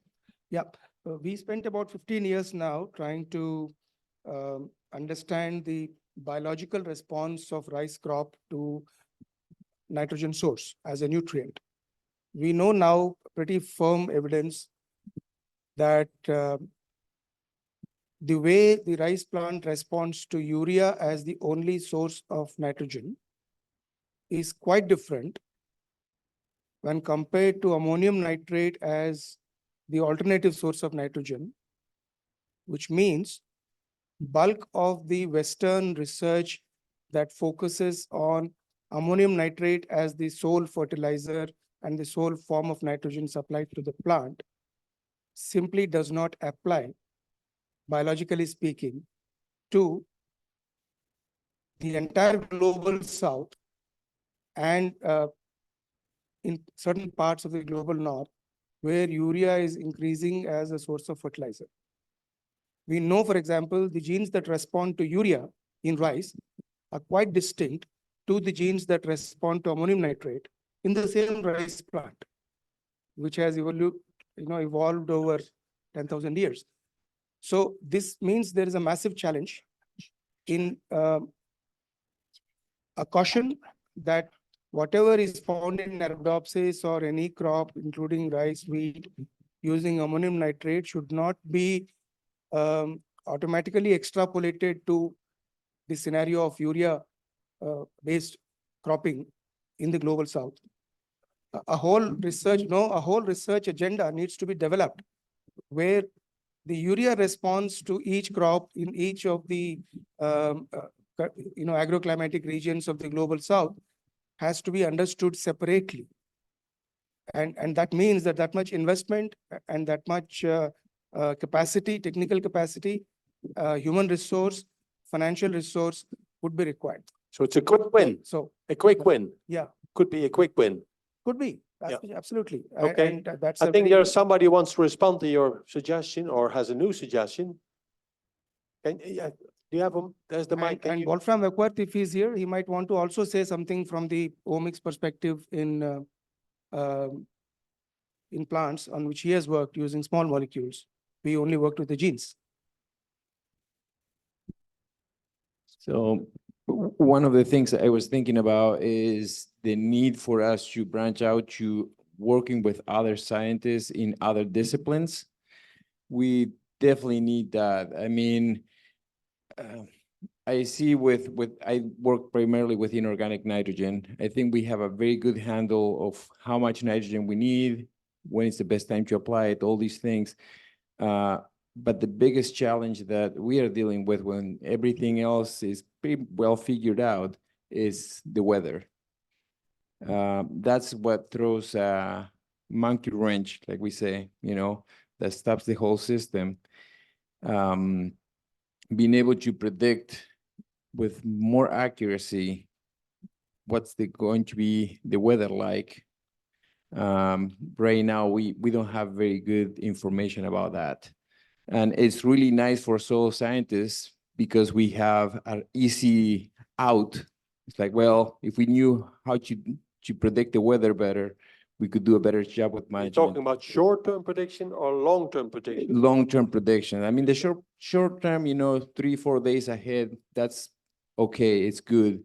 But I think we need to work with climate scientists they have to work on trying to improve those predictive models. But I think we need to integrate those disciplines with what we do with nitrogen management. Do you mean, for example, and it's the case of arid climates that is really difficult to planify, to estimate the optimal rate because you don't know if the year is going to be good or bad, and it's always chasing a better forecast for the next months in order to adapt your fertilization rates to this specific year. Yeah, This is a big challenge in arid systems. Exactly. Yeah. So fully agree with that's you. definitely part of it. And then the other is being able to have that information to better understand the progress. We talk about making progress in agriculture, in best management practices. And with the changes in climate that we are seeing, I feel a big erosion sometimes of those potential benefits that are there, that should be there, and they get eroded by the unpredictability in weather conditions. But then we're going to challenge you because I think one of the oldest problems in agriculture that farmers are risk averse. And some of them, that means over application sometimes, if you have the money to do that. So you can say, well, we need better predictions. So if you have better predictions, then you know better how to prepare for them. Yes. So you have to do something about risk aversion or the financial risks involved with applying not enough or too much. So there's different solutions to the same problem because farmers have to think ahead. For some things 10 years, for some things a month, for some things a year. And it's all about information. Yes, that's correct. And if a farmer is risk averse, he will do something completely different with the information when farms are covered by insurance or whatever. So part of the problem is also that farmers are risk averse. So that's also part of the solution, maybe. Yes. Maybe Yeah, and kind of going along with this theme of branching out to other science, I think social science is another one. You talk about risk averse. I think we don't understand the thought process of farmers a lot of times, and being able to understand that through social science, what are the impediments that keep farmers from adopting new things or over applying as an insurance, those kinds of things. I think, again, trying to branch out and understand from other disciplines what's going on to help us manage nitrogen better will be important. And also maybe we can include in your approach the interaction between adaptation and mitigation to climate change. Totally. Because while we are adapting our varieties and management to climate change, these varieties could have a different response to nitrogen management. And these are things that are generally studied separately, but I think we are in a context that is extremely important to put them together. Yes. Okay, I think probably we're going to do 2 or 3 more because I promised to the organization that we stop around 4:45 to wrap it up and make sure that, right, I'm behaving well. Yes, that's the idea, right? We should not go over our time. So. Okay, thank you. I have 2 only queries, suggestions. One is I do agree with Dr. Raghuram's suggestion because I am from farming community. Our local varieties generally they're large when you use urea. Then we have to search for the varieties which are still responsive to organic manure and they may give yield, good yield. Okay. One thing. Another thing what I'm feeling is we are doing just one part only. We are not doing long term. That's why what I feel is you just make a sketch, send to us, all of us, and we can give inputs. A lot inputs can people give. That's why I ask you to give us that sketch, that document, and we just put. Yeah, you just send an email. We will do our best, whatever we can. Thank you. Okay, so we take one or 2 final points. That's one by you and one by. I thought you were going to suggest something. Please. Can I? Yes. So I was just wondering if behavioral change can come in this, but like, for example, maybe a dissemination of information to farmers using social media or something like that, which can actually improve the implementation of the practices that can reduce the nitrogen emissions from croplands or livestock management practices. So iPhone education. Yeah, maybe mobile. That can, there are YouTube channels. Farmers do. I mean, in my field studies, I have observed that farmers get to know about all these things from the YouTube. They are very much well aware of things from YouTube and Instagram and stuff nowadays. So maybe we can think of using social media platforms to designate the information, which can actually help in implementing our policy. Very good. At the farmers level. How do they distinguish between good information and bad information? Information from the bad side and the good side. It's up to their conscience, I guess. Okay, but I think it's a very good point because we are all using our iPhone for various things, but you can also use it for that. This is, by the way, no commercial for Apple. Yeah, last comment. Yeah, it applies to crop, livestock, and soil management. Very good. There are a number of indigenous and traditional. Oh, can't hear you.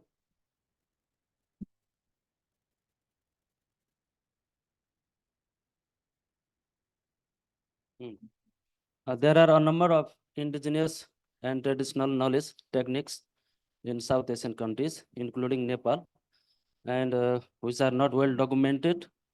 And so I suggest that they should be documented well before they got extinct, got lost.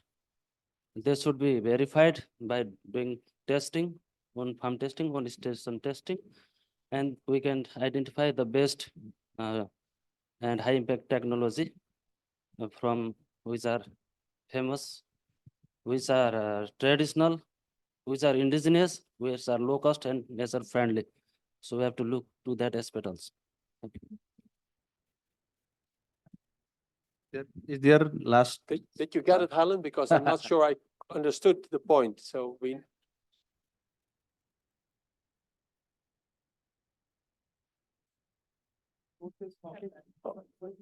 Okay, so that's. I think it's already considered. Yeah, we got it now. We got it now. I was talking about indigenous and traditional knowledge or techniques related to nutrient management. Yeah, they should be documented, they should be verified, and they should be well tested. Fully agree. Okay. Fully agree. And before closing, I think many in this session. Yep. Oh, okay. Okay, then. Yes, like previous colleagues also mentioned, I think, I don't know in which part it will belong. I think this extension service, best extension mechanism, because we are talking about the 4 Rs and best management practices. But, in case of Nepal and even maybe in other countries, it is like fertilizer is not available in the time, and we need to see, and the demand is not meeting.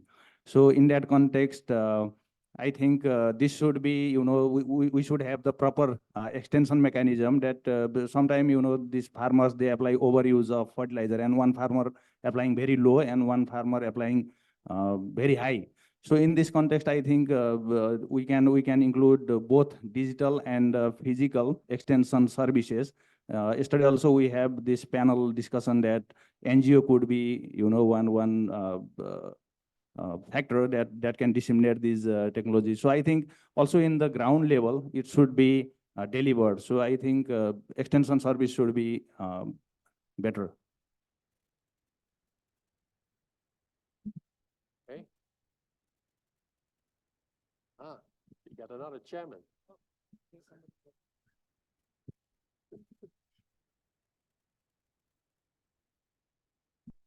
I'm not sure if it's a novel thing, but I would like to put 2 comments on the discussion. One is that maybe a lot of solutions are there, but are not profitable. So then it's a matter of money. So I think it would be really good to have, I don't know if it's country-wise or regional-wise, what are the pain points? What are the possible solutions? And why are those solutions not being implemented?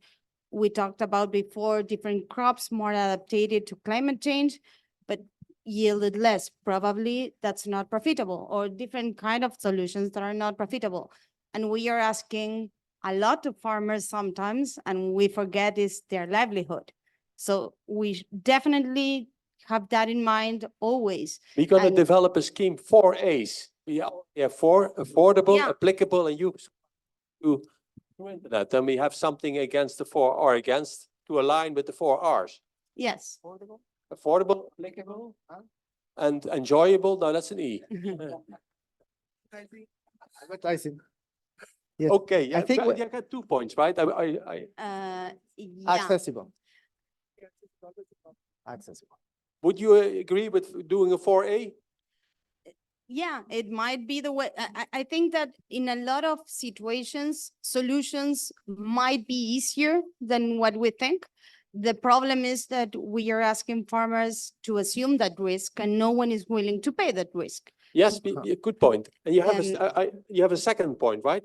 Yeah, in the part that he already talked about MRB and monitoring things, to try to use those kind of applications to actually monitor instead of consult, and try to monetize that to the farm. I'm not talking about carbon credits now, but to somehow make sure that we can support all those decisions in a monetized way with this kind of applications. Okay, perfect. Number 3. Okay, so people get inspired. We need another hour, Raghuram. Is that okay? Or can we take Friday for this? No.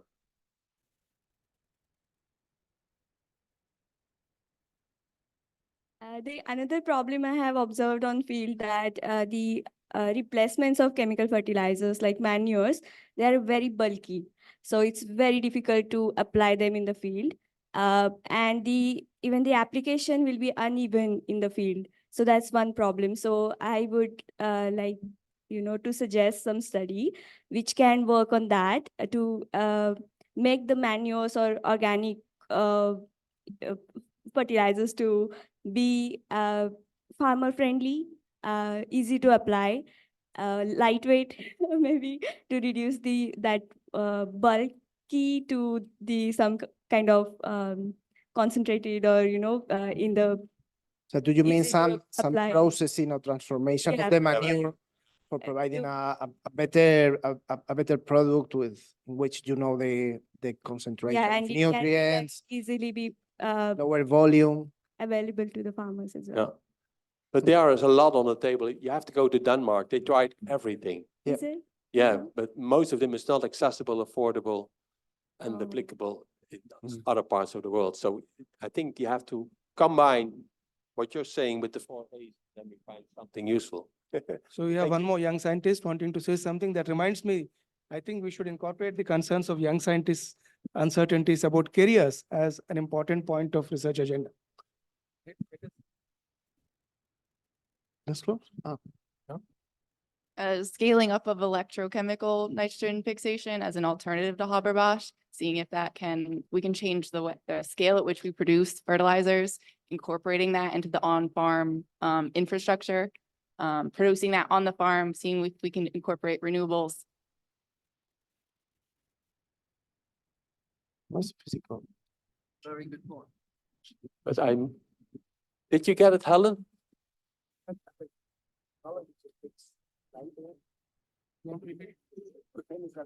So, can you, because I'm chemical fixations. Electrochemical nitrogen fixation as an alternative to Haber-Bosch. Electrochemical nitrogen See if we can fixation. change the scale at which we produce fertilizer. I think there's potential to fix fertilizer on farm and reduce that.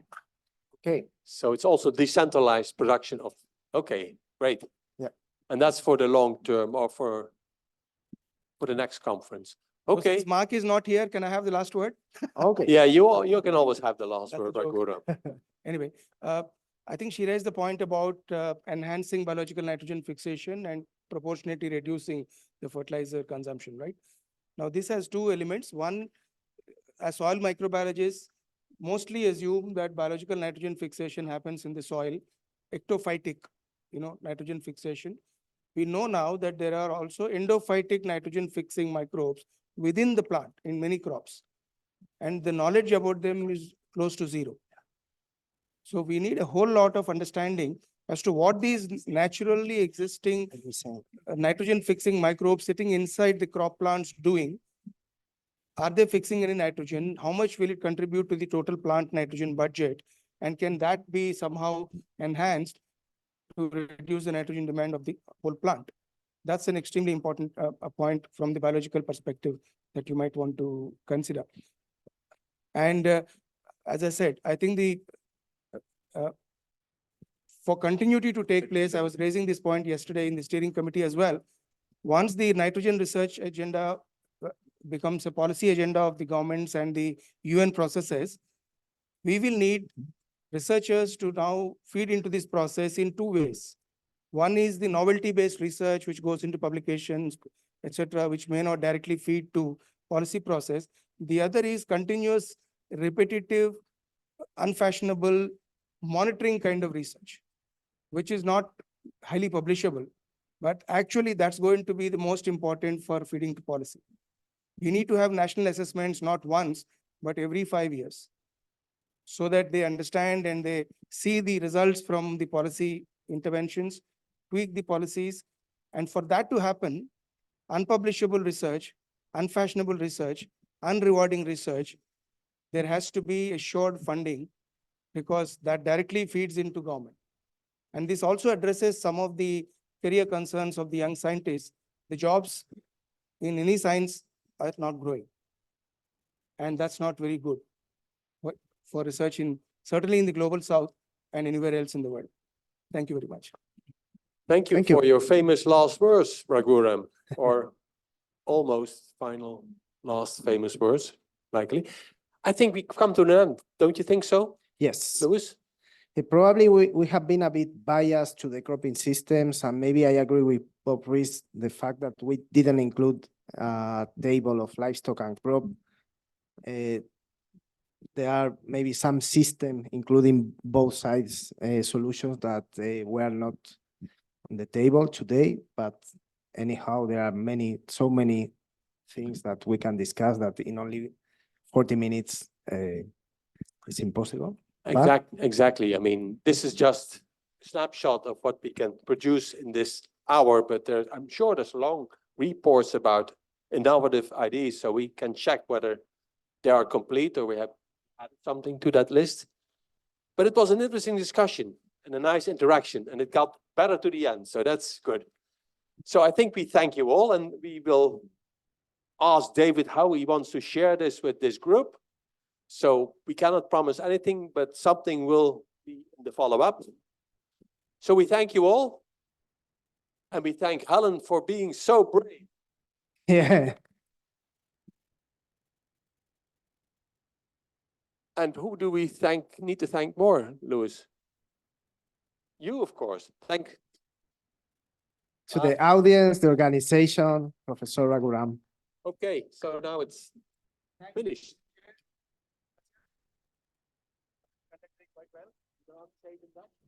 Yeah. Tell me. We don't. We don't. We don't. We don't. Okay. We don't.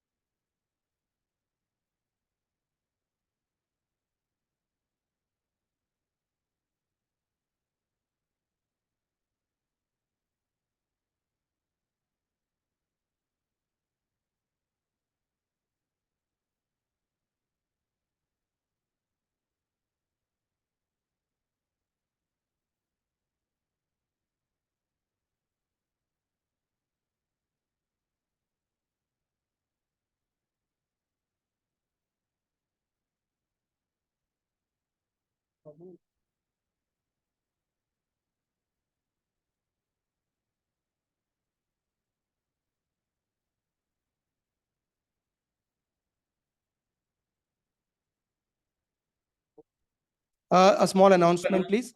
So we are going to discuss the draft of a Delhi declaration to be released from this conference.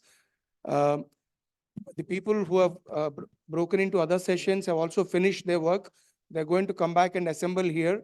So we'll have everyone together to see the draft and approve it or discuss it. So please come back in 5 minutes, please, if you can.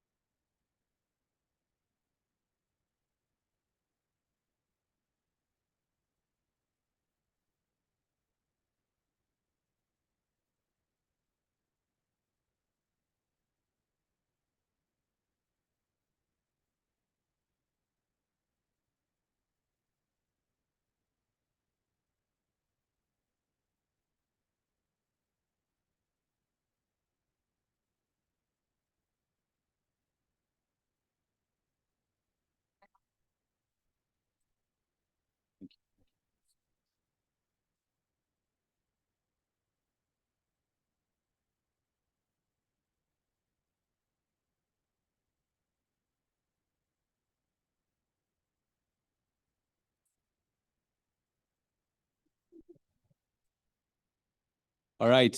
Hello, everyone. You made it.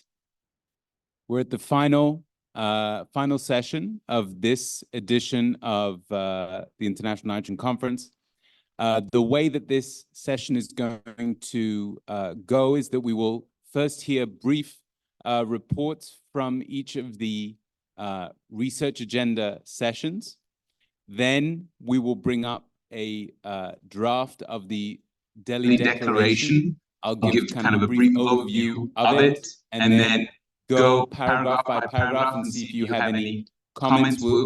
I believe you've already been shared, and if not, we'll have very soon a PDF draft version of the declaration. And if you have any comments, you can email operations@initrogen.org. That's operations@initrogen.org. With any comments, but we will essentially do our best to integrate those comments both in this session and in further things. And then finally, we will try to distill the kind of central takeaways from this conference. So with that said, if we could have, and just a note with these research agenda discussions, thank you for taking them seriously. It was a new idea that we had for trying to think forward about the kinds of questions and ways of doing science that we as a community can be doing, both in the short term and the medium term. So I'm grateful for you, to all of you, for engaging in that. So with that said, let's hear from each session. Perhaps first the session that was in here, the crop, livestock, soil health.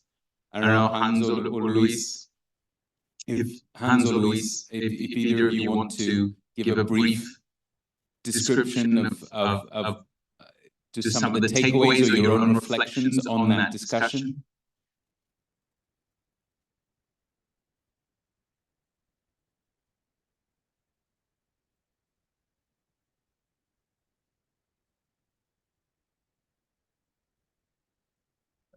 Sure, you can come up.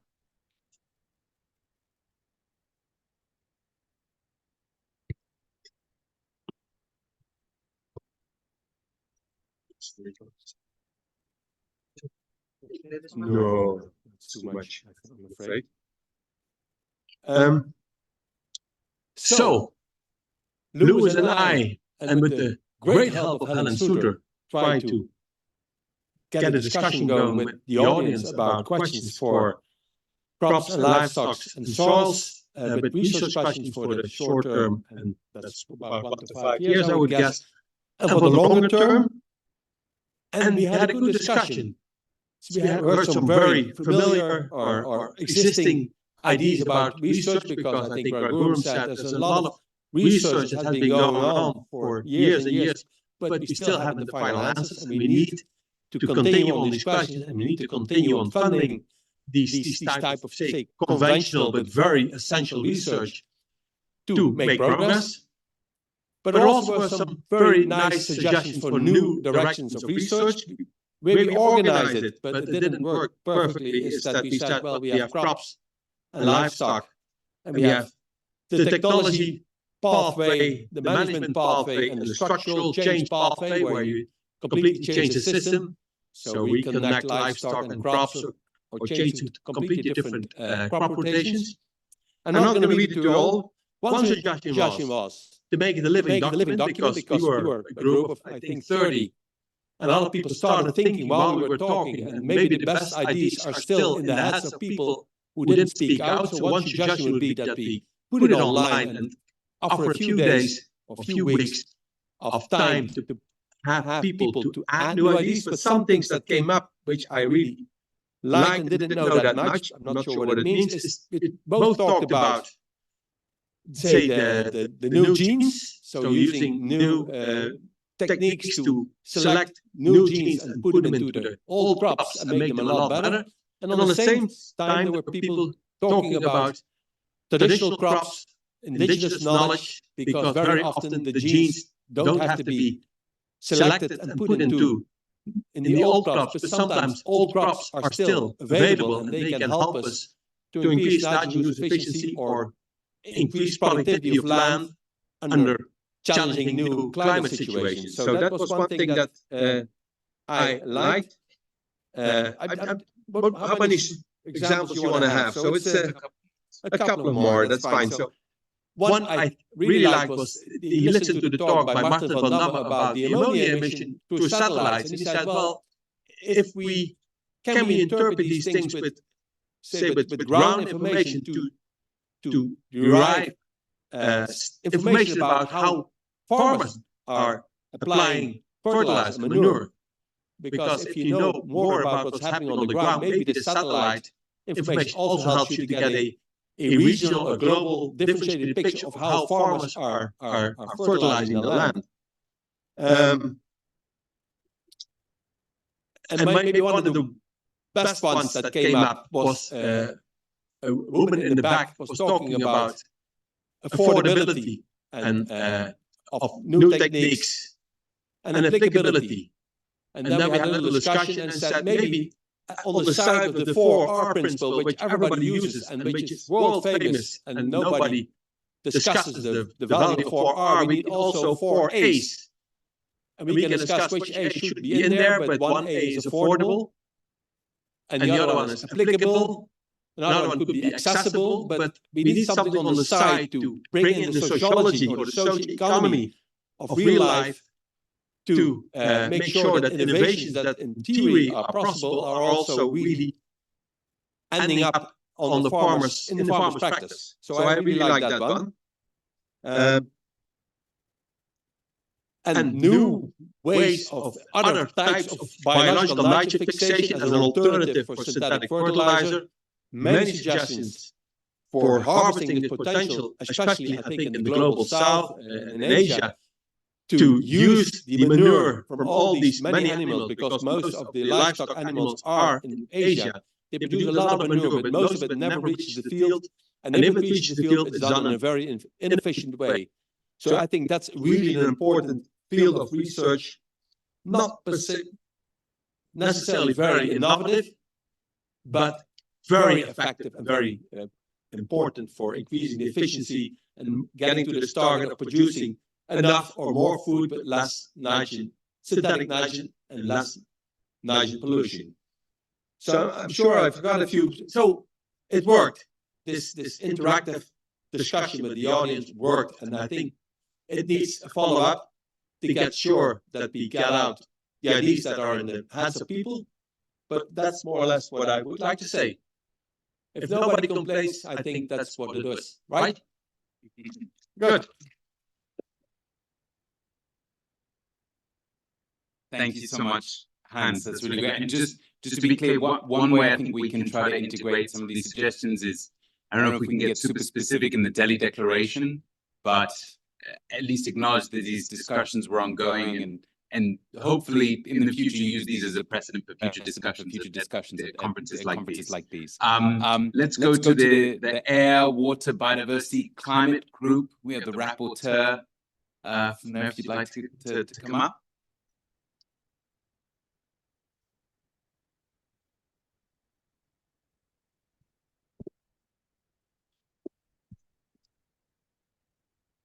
Hello. I'm Pooja here as a ECR from SNH and project scientist from ITM. So here we are. There were a lot many points in discussion, but the take-home message from our air, water, and soil discussion is that the first one is the communication and awareness, positive outlook to highlight opportunity and application of research. Second is better data sets, data sharing, monitoring, ground tutoring, high resolution data sets, and also end deposition. Third point is that consider more nitrogen species, especially ammonia, organic nitrogen, but also its interaction with carbon and phosphorus.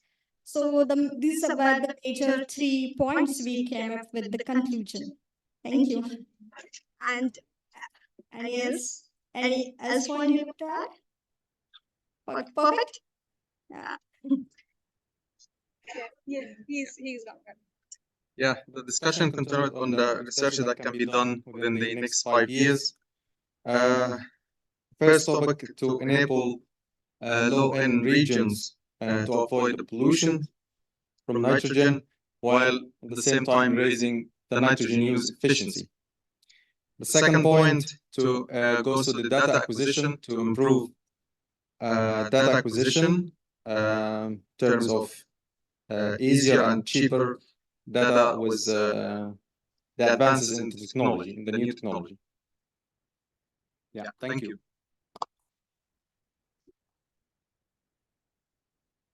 Thank you. And if I could ask if you could share those points and Hans as well with the to the operations@initrogen.org or even just my email address so that we have all these points in one place. It's already done. You're an angel. Thank you. So the final session was on society and governance and circular economy. Bill Bealey was our moderator. Thanks, David. Okay. So we had a really good mix of, what I say, South Asian members in the room, as well as sort of rest of the world.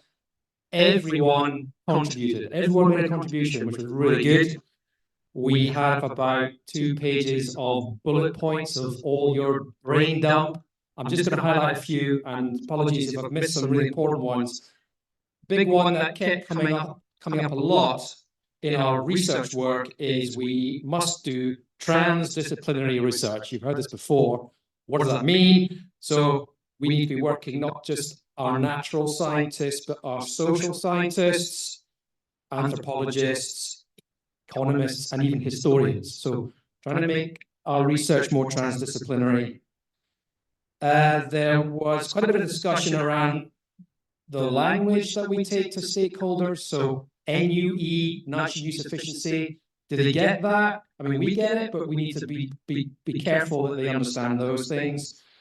And also, maybe waste could be turned into something like resource, which is probably quite a nice way of looking at it, particularly for some end waste.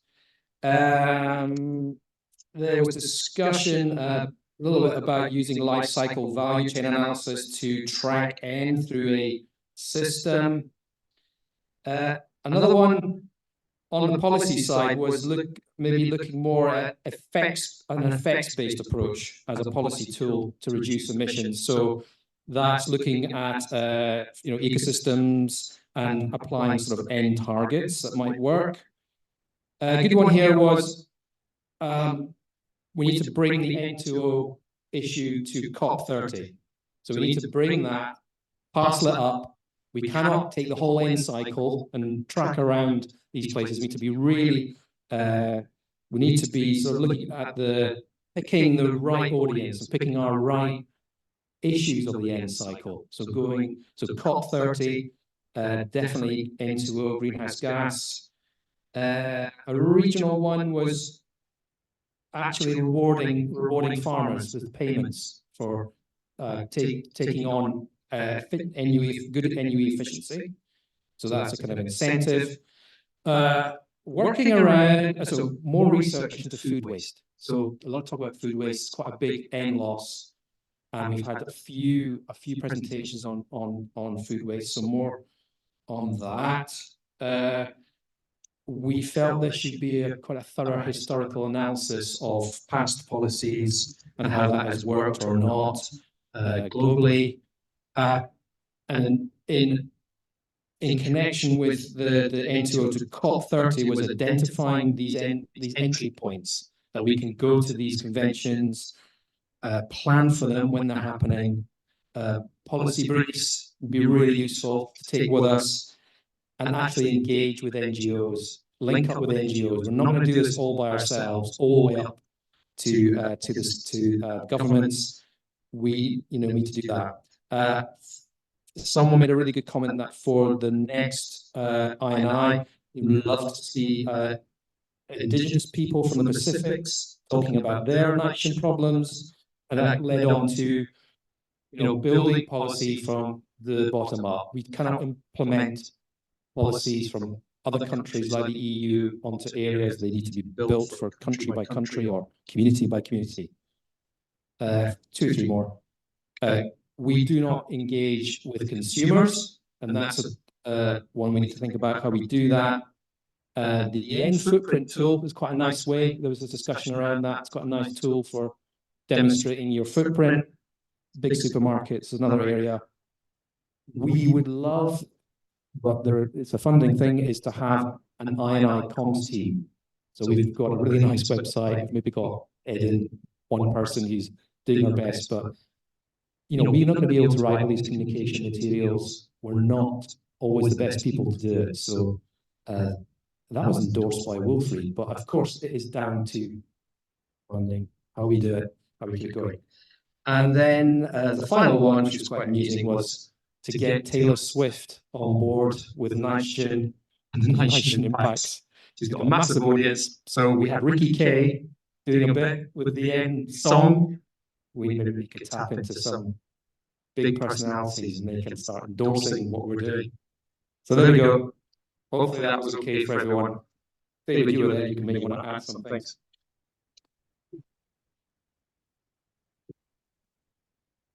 Talking about communication, it reminds me of the draft title of my PhD dissertation, which was Fertilizer and Manure, A Tale of Two Shitties, but I decided it was not the best title. And so I'm not the best communicator. Now we will be going to a discussion of the draft Delhi Declaration. So we have the document pulled up. I don't know if the draft of the PDF declaration reached people. Reached some people. Okay, good.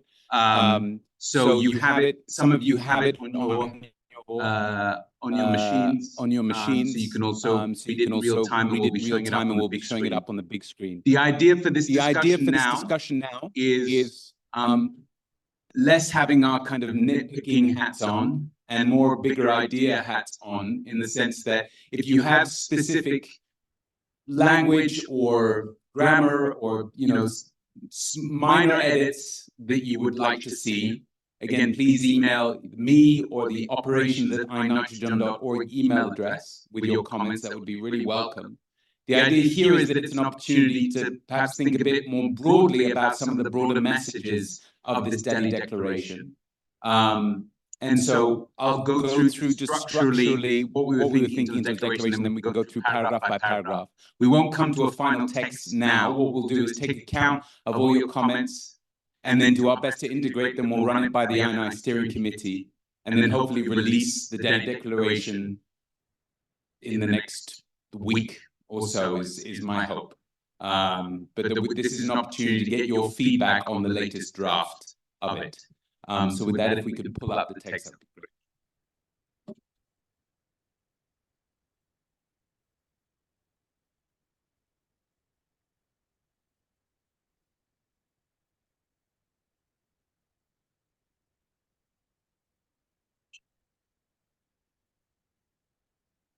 Thank you so much. So just to give you a sense of the overall structure before we start going paragraph by paragraph. So we have some introductory text here, just introducing the problem. Then we try to summarize some of the central messages from past declarations. There have been declarations from most of the previous nitrogen conferences. So I'm just going section by section rather than going through text right now. Then we highlight India and South Asia's leadership on nitrogen research and governance, reflecting where we are and where this conference is taking place. We note the research advances that have been presented here, as well as the upcoming first international nitrogen assessment. We also note the progress that's been made in nitrogen governance, but also the challenges since the last conference. So talking about the shocks and farmer resistance that we've seen rising around the world. Then we get into the idea of halving nitrogen waste, and we try to define it and what it actually means from a scientific perspective, and what it actually means in terms of the kind of research that we have to do. Again, I'll go through each of these paragraphs, but just to give you, this is just to give a broad sense. Then we briefly talk about just an acknowledgement of the nitrogen implications of other environmental actions, so thinking especially about our actions to try and deal with climate change and the implications that has for nitrogen. And then finally, some calls for action at the end, which is typical of these declarations. Okay. So I will now, unless there are kind of more general comments about this, I will go through, we'll go through kind of paragraph by paragraph, And there will be a roving microphone, I believe, if possible. Okay, great. And then we will be able to get people's comments as we go on. And then Edwin, if you want to come up and just take account, that would be great. So this first paragraph, again, we're just acknowledging that the 9th Nitrogen Conference was hosted at this university on these dates. And then this first paragraph is summarizing the nitrogen issue. And then essentially the Delhi Declaration calls for the theme of the conference, balancing global change and sustainability by halving nitrogen waste. I don't know if there are any comments on this language or ways that it could be improved, or kind of, but this is a general just summary. I can also just keep going through until people raise their hands as well. I know this is towards the end of the conference. So in terms of summarizing past declarations, the declaration builds on previous Global Nitrogen Conference declarations, which have recognized the critical role that nitrogen plays as an input across all agri-food systems, while simultaneously exacerbating almost every major threat to environmental and human health. These risks are made more challenging by a unique aspect of the nitrogen cycle, commonly known as the nitrogen cascade. Better managing humanity's relationship with nitrogen is central to meeting all of the Sustainable Development Goals, both in regions that suffer from the effects of too little and too much nitrogen. And the Delhi Declaration echoes these messages with a view towards the current and future challenges facing the nitrogen research and governance communities. Yes, Peter. So I guess the first question is, what do we call these conferences? And I think Kantara brought this up in an email. Are these, because Global Nitrogen Conference is vague. Is that what this is really? What are these conferences officially called? Is it the I&I? This is the 9th? What is this? I'm looking to those who perhaps have more of a history, having gone to multiple of these conferences. Mark, you wanted to perhaps answer that specific question? Peter, can you just hand the mic, or can someone hand the mic to Mark? It is called, yeah, it is called the 9th International Nitrogen Conference.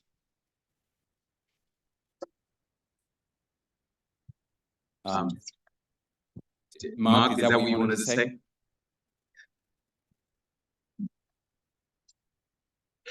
Ninth International Nitrogen Conference.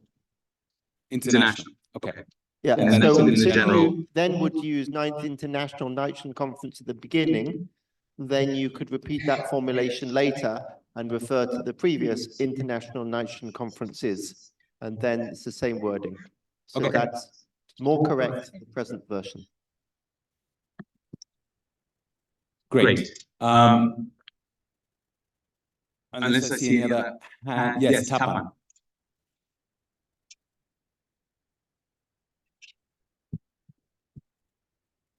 I think you can put within bracket INI 2024 and continue like that only. That's my suggestion. After the 9th nitrogen conference is written in full, within bracket you put INI 2024 and continue as the subsequent. Okay, we'll try to come up with a consistent way of referring to it. That's helpful. Thank you. Yeah, N2024 as the website is, or yes. Good.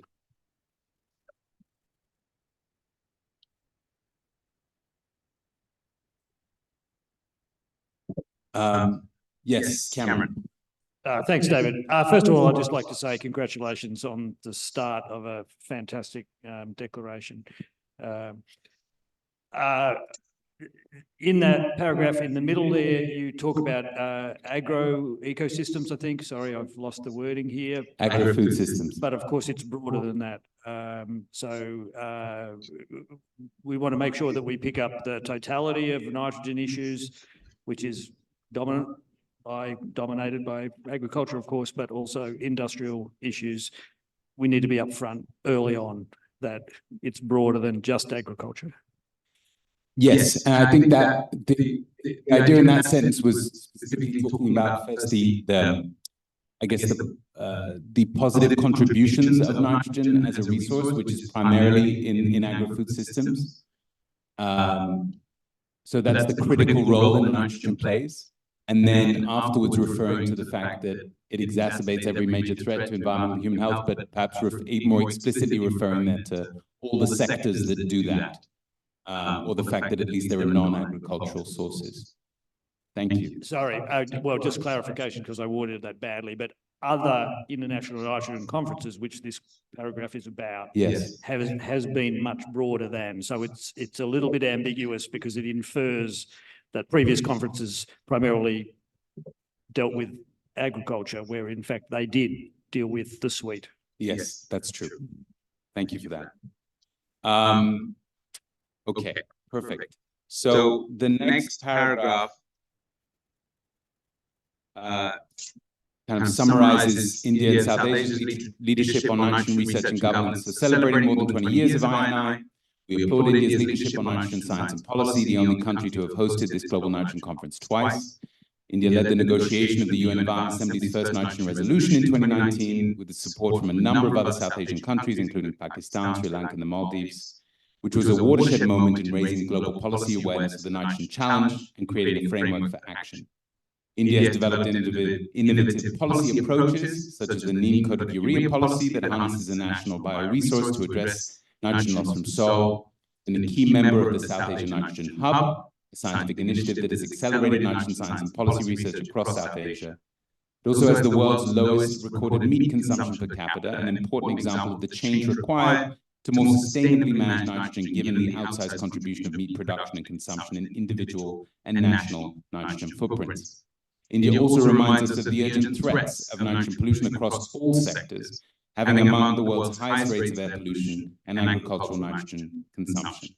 The active participation of graduate students and young scientists at this conference gives us high confidence in the future of nitrogen research and governance.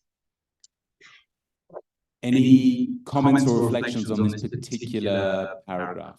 Yes.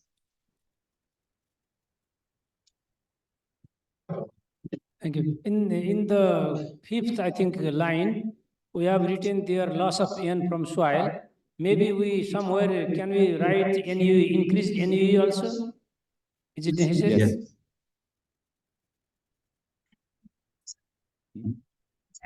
Yeah. Thank you. NUE.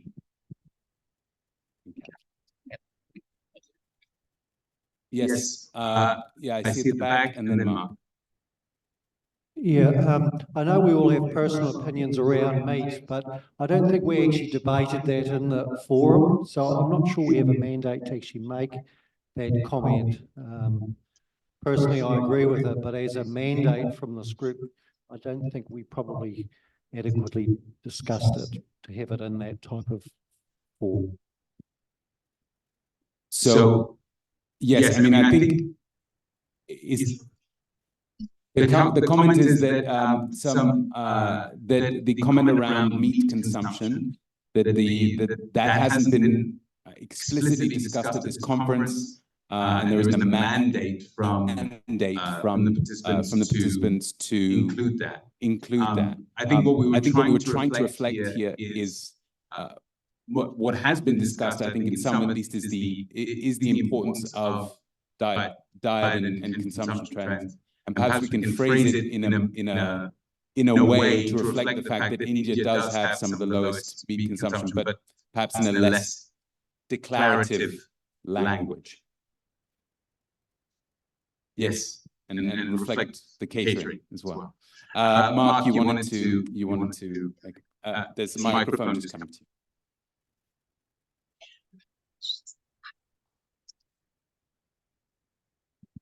Yeah, just on the point about meat consumption, this was covered in the emerging messages of the International Nitrogen Assessment. And one of our panelists was making that point quite clearly. I think very positively that there's a lot other countries can learn from India in that regard. Clearly, everybody wants to do better, but it's a multi-dimensional learning. So there's been a lot of learning from rich countries to less rich, and it should go the other way around as well. So I think that principle is a great thing to have here in some way of wording it. You might think it's a point picky, but it's a generic point that the resolution would be framed as, if you type UNEP. You mean towards the You're framing the where it says UNEA 4/14. Yeah. It would be framed as UNEP.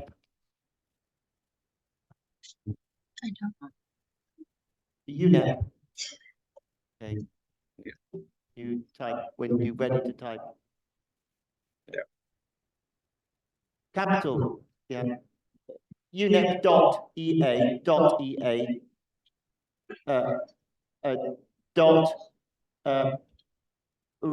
res small es dot 4/14. I think that's the way they do it. But you see, it's a sort of standard nomenclature. But I just encourage that we all sort of get used to that nomenclature. Yeah, no, that's a good point. Thank you. Yes, Umesh. Yeah, this is regarding fifth line from the bottom. India also reminds us after that highest rates of air pollution and agriculture nitrogen consumption. So it's a bit confusing because here you are talking about internal air pollution, then it is okay. But when it is nitrogenous air pollutant like ammonia and NOx, then it is not correct because ammonia levels and NOx levels are not very high, crossing the limits of national ambient air quality standards. So this is just to whether it is internal air pollution or nitrogen air pollution, because next qualifying after and it is N pollution or nitrogen consumption you are referring to. Okay, well, this gets to probably also a point from Martin's keynote, right? The proportion of nitrogen in, say, PM 2.5 and things like that. So yes, that's we'll clarify that. Good.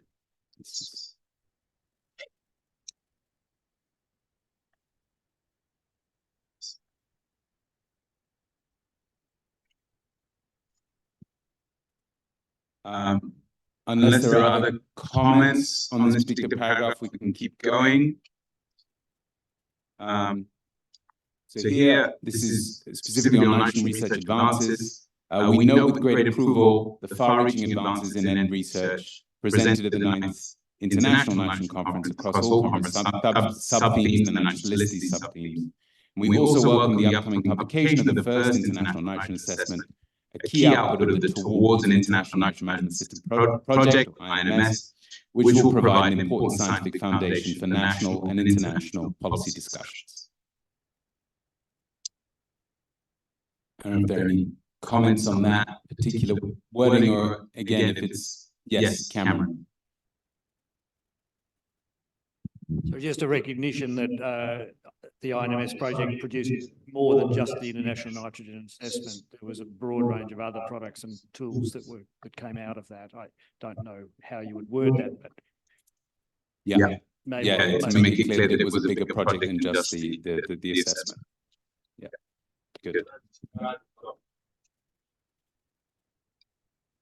So highlight the guidance documents as well.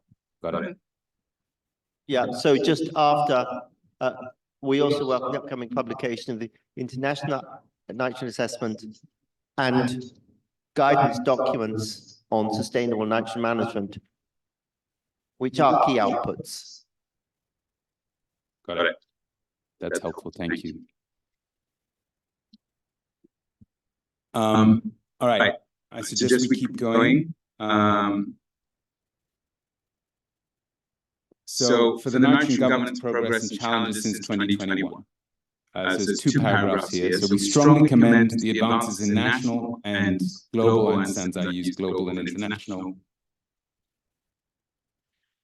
governance simultaneously here. So I'll what's the word? Not normalize, but you know what I mean. Use the same language. We strongly commend the advantages in national, global nitrogen governance since the 8th International Nitrogen Conference in 2021. The Kunming-Montreal Global Biodiversity Framework calls for halving nutrient losses by 2030, putting an end to harder global biodiversity governance. The 2022 UNEA Resolution on Sustainable Nitrogen Management, and we will get the nomenclature on that correct, led by Sri Lanka, further solidified the international focus on nitrogen, including a call for national action plans, and the establishment of the Nitrogen Working Group under the auspices of UNEP, with more than 80 member countries, demonstrates the strongest international commitment to date towards national actions to more sustainably manage nitrogen. We call for the nitrogen research community to support these efforts by working towards improved monitoring of nitrogen flows and independent evaluation of management practices and policies. Yes, Mark. Kunming-Montreal Global Biodiversity Framework, I think it is doing more than calling. It has an agreed target. So calling for it, which has the agreed target, among others, to reduce pollution from excess nutrients by. They didn't say half nutrient losses. They said, I think it's at least 50% reduction in pollution from excess nutrients. And it would be good here if we can use exact wording used in Target 7. Yes. No, that's a good point. Other comments on this particular paragraph before we get to the next one? And again, you have an opportunity also to email comments if you either prefer that as a format or as you marinate in this language. Cameron. In the last sentence there, we call for the research community to support these efforts, absolutely. But then we say by working towards. I'm not sure. I think maybe that should be and, because there's a range of supports that the research community can. Yes. No, that's good to be more inclusive than prescriptive. Good. Okay, the following paragraph notes the challenges. So here we also note with concern the challenges facing efforts to more sustainably manage nitrogen. Economic shocks created by geopolitical crises and climate change have led to a sharp increase in fertilizer prices, while policy efforts to stimulate more sustainable nitrogen management have sparked farmer protests across the world. These challenges pose a significant risk to the goal of halving nitrogen waste and underline the need for nuanced management strategies that increase farmer and societal resilience and reduce vulnerability to price fluctuations in nitrogen, food, feed, and other related resources. Hans, so at the front. Sorry. And thank you very much to the very kind helpers running around with microphones. I really appreciate it. Isn't there a risk by phrasing it like this that you blame the not meeting the halving and waste target, which was overambitious from the start, blame it on the farmers? I think you may create the wrong connection. I think there's a discussion behind this about having very ambitious targets, and we discussed this at this meeting, and we are also happy when we don't meet them exactly. I'm not sure we want to write all this in this line, but I'm afraid that you should not blame it on the farmer protest, because we're not going to achieve them anyway. Yeah, and I'm glad you raised that, because that's not the point we want to raise with this paragraph, is to blame farmers anyway. It's more to note that there has been this rise in farmer protests, and in part that has been driven by efforts to be more environmentally ambitious, in addition to fertilizer prices. And so acknowledging that in some way, while not, as you say, not making it want to come across that they are somehow, that we're linking the success of one to the protest of another. Exactly. So we need to finesse the language there, and that's a very helpful comment. Mark. Yeah, I would like to completely separate the two parts of that sentence into two sentences. because as it stands, it gives, you can read it as if the first half, the second half depends on the first half, where actually you're trying to say something different. And therefore have a separate sentence, keep it shorter and therefore less misunderstanding. Also, then with the first pass, the challenges of the fertilizer prices and climate change pose a significant risk to the goal of halving waste, nitrogen waste, well, you could frame it the other direction, that the increasing price is actually an opportunity to mobilize more adoption towards that. So, but it's only taking the negative at the moment. And I think it would be good to say it's also an opportunity to get there quicker. And then the other stuff is separate to that Ukraine effect. That's very helpful. And that more positive case, try to make it in the following paragraphs, but it's not perhaps explicit. We need to probably have a more explicit connector then with the following arguments and paragraphs. Yes, at the back. And then, oh, sorry, Dave, and then. Yeah, this is a bit on those same last couple sentences, because the last one, I agree with Mark's about breaking it up, because it went in a different direction than I was expecting. I was expecting it to be nuanced management strategies that increase societal buy-in or societal acceptance or something like that. These will hopefully have the effect of increasing resilience or making a case for increasing resilience or something like that. So the goal is to increase buy-in for the new strategies by making the case that it will have these beneficial effects, like societal resilience. So highlighting the beneficial effects of these more nuanced management of these kind of management strategies, and then as a secondary effect that this will increase resilience. And or making the case that increasing resilience and reducing vulnerability will help with societal buy-in. Yes. Mine was just to understand the Mark's point that if we write about it's create the opportunity for like decreasing the fertilizer rates, but does that mean also that the crop yield is also not reduced? Because say that again, sorry. we need to know that whether the crop yield has also not reduced because during that time when the fertilizer application has reduced. So we can we define in a further paragraph what we mean by nitrogen waste, because I think there's been a bit of confusion about that. And so I think it gets to that point of making clear that when we talk about reducing nitrogen waste, that it is not about reducing inputs. But that's helpful to, yes. Yes, I have the mic. So, climate change is responsible for many things and almost for all things which are, let's say, can you speak a bit louder? Yeah, okay, I will put the mic, yeah. I will want to challenge the claim about the climate change and nitrogen fertilizer prices. I'm not sure if this is a direct relationship between climate change. Geopolitical crisis, has risen, let's say, the energy prices and the cost prices for methane, which is the base for synthetic nitrogen production. And in the consequence, this crisis directly impacted the fertilizer prices. So I don't see, let's say, maybe I did not get it here, but I don't see not a direct relationship to climate crisis and fertilizer prices so far. Geopolitical crisis and also economical disruptions, as we have seen 12 years ago or 20 years or 15 years ago, with the preliminary crisis, subprime crisis. This has direct effects on the fertilizer nitrogen prices, as it affects directly the global markets of energy. But climate change maybe in the future will have an impact, but I don't see it now. Okay.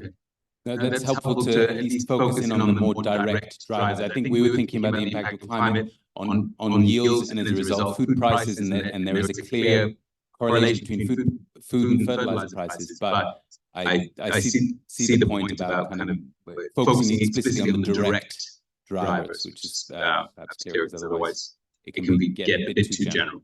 Yeah, I agree with the previous commentator at the back, and I think some of the sentences are trying to do a lot in one sentence, and actually it'd be good just to keep those separate. And so at the moment, yes, climate change has had an effect on yields in some areas, and we've seen a presentation pointing out that whole issue of irrigation and potential for lower nitrogen use efficiency, but that's about not the fertilizer prices themselves. So that would be a separate sentence.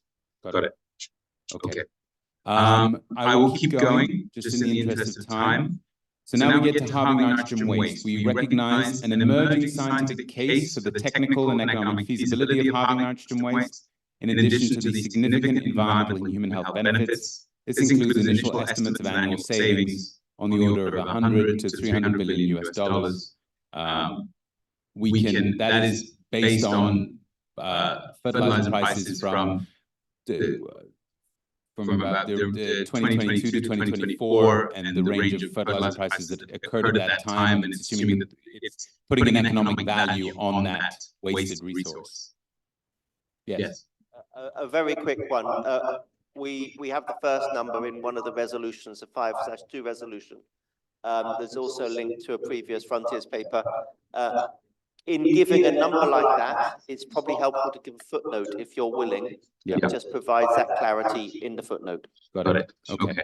Thank you. Yeah.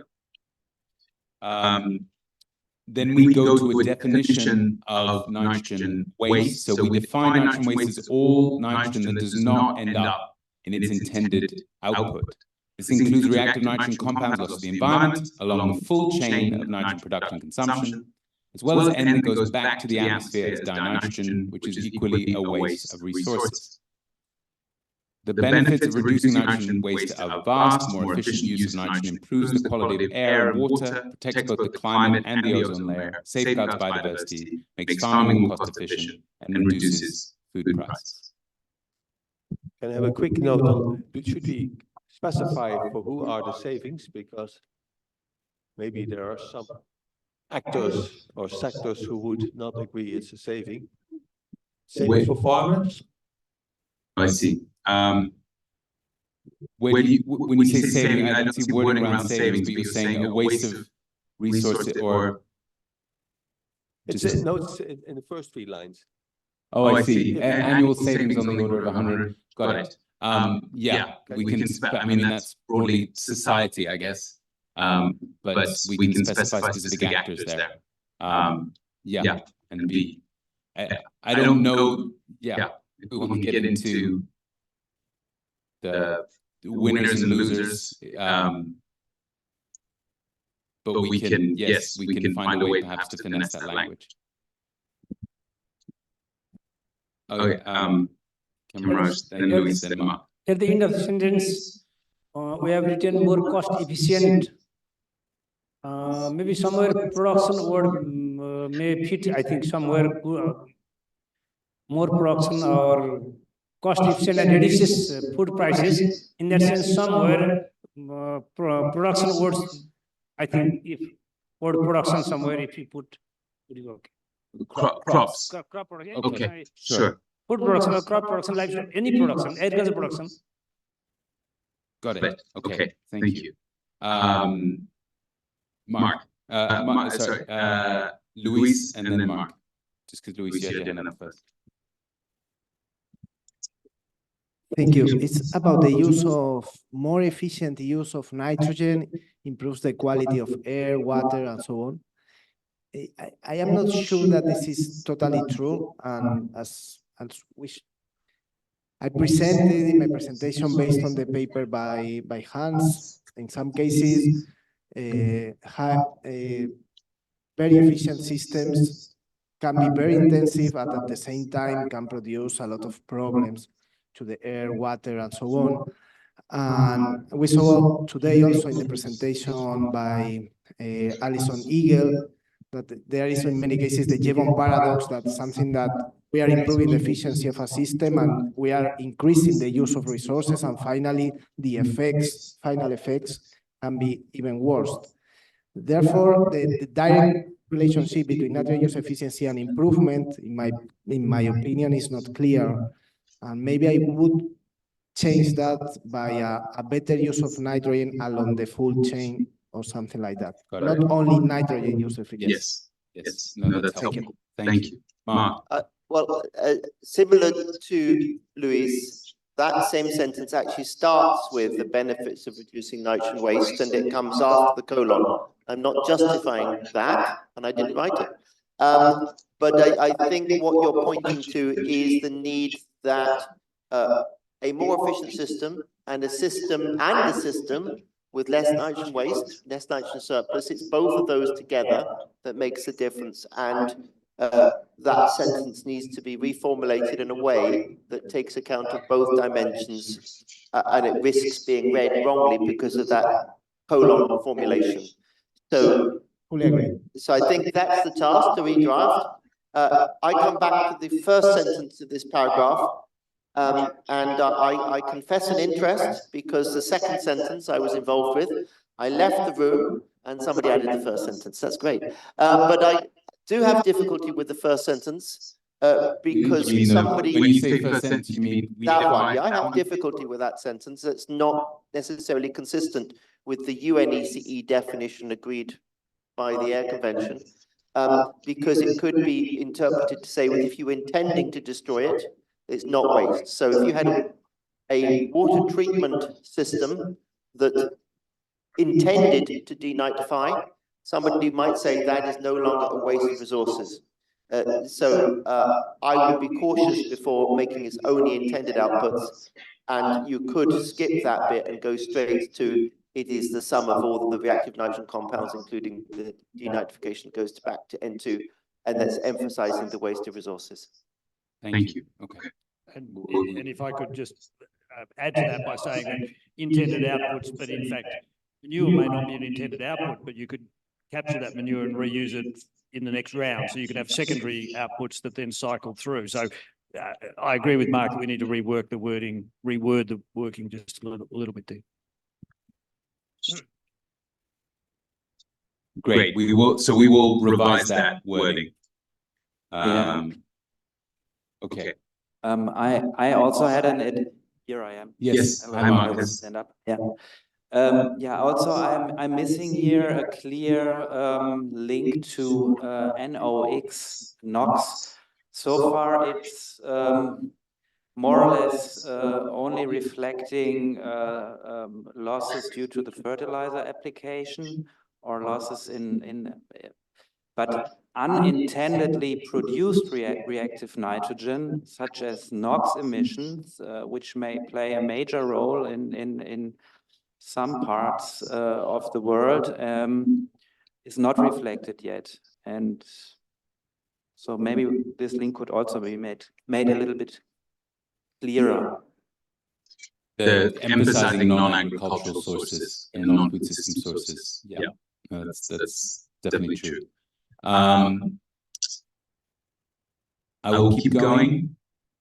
The next paragraph is about some of the strategies going forward for halving nitrogen waste. So implementing this vision or this target will require a comprehensive strategy, combining all available technical measures to increase nitrogen use efficiency across the full chain of nitrogen production and consumption. With important lifestyle changes in the world's wealthiest countries, we can change that wording, including reductions in per capita animal-based protein consumption and household food waste. It will also require systemic changes in our food, energy, industrial, and transportation sectors to enhance the circular economy, including a larger role for measures such as biological N fixation as an agricultural input, and crop livestock integration. These changes are not trivial, and they will require creative governance approaches that can support systems-level transformation. Again, a lot going on here. And I don't mean to throw this on your lap right now, so if you would prefer to give written comments, but if there are any immediate reactions to this paragraph.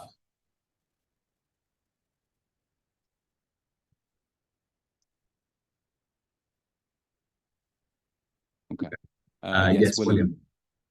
Maybe this is not the best place here, but I was thinking one of the paragraphs before when we talk about social dimensions we're talking about resilience, right? And I don't remember the exact wording there, but I think being explicit about social support, right, may be also important to mention it, right? So it's resilience and reduce vulnerability, and then here in this paragraph we're talking about what we will require to move forward, right? I think kind of social support, or maybe a better way to put it, I think might be a good, a more complex and more specific way to talk about the social dimensions. So you would want that language in this paragraph or in the first? It can be there or it can be before. I'm just saying that if the social dimension is only mentioned as in terms of like addressing vulnerability or resilience, right? And you're mentioning like this, the protest, right? I think we can be more explicit regarding that, but we will need social support, right? And if we put it in that way, it would be better to put it here or in the previous one. It doesn't really, I don't have a strong opinion. Thank you. That's really helpful. Yes, the back. Hi, just a comment in that paragraph towards the long sentence where it says it requires a systematic change.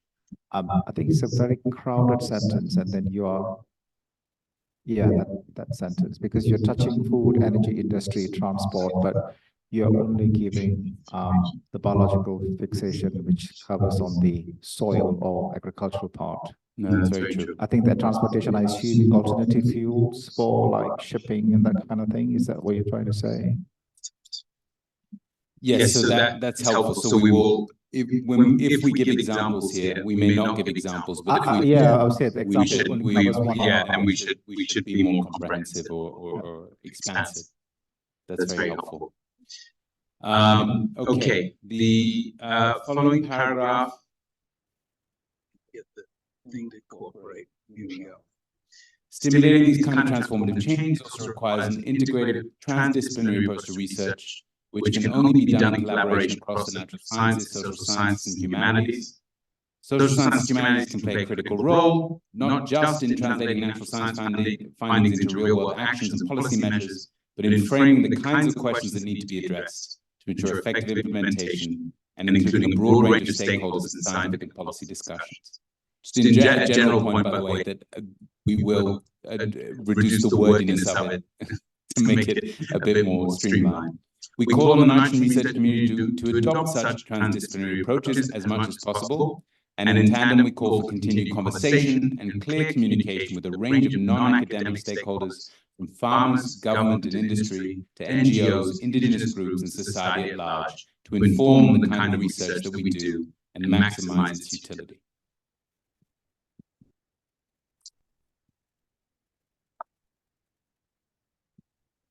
William.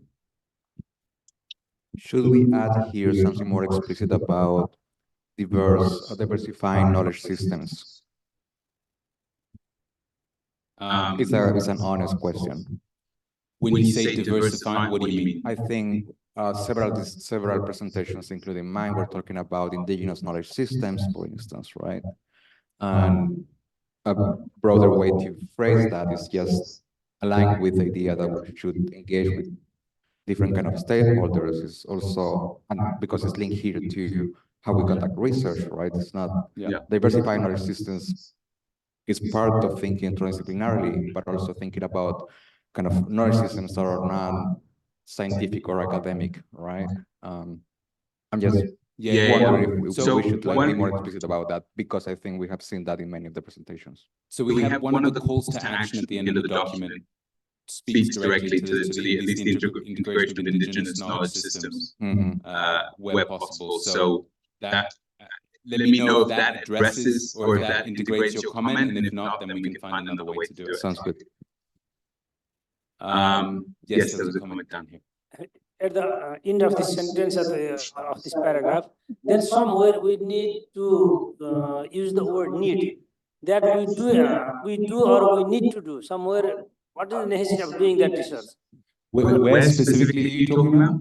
At the end of the sentence of the paragraph. to inform the kind of research that we do and maximize its utility, everything, but somewhere we need to do, because from sociology perspective, we know what research we have to done. So they will, in a way, they will guide us to do the research, and that need also, in a way, we have to put, I think. Okay, so more of a mandatory, like more of a mandate. Yeah. What research do we need to do?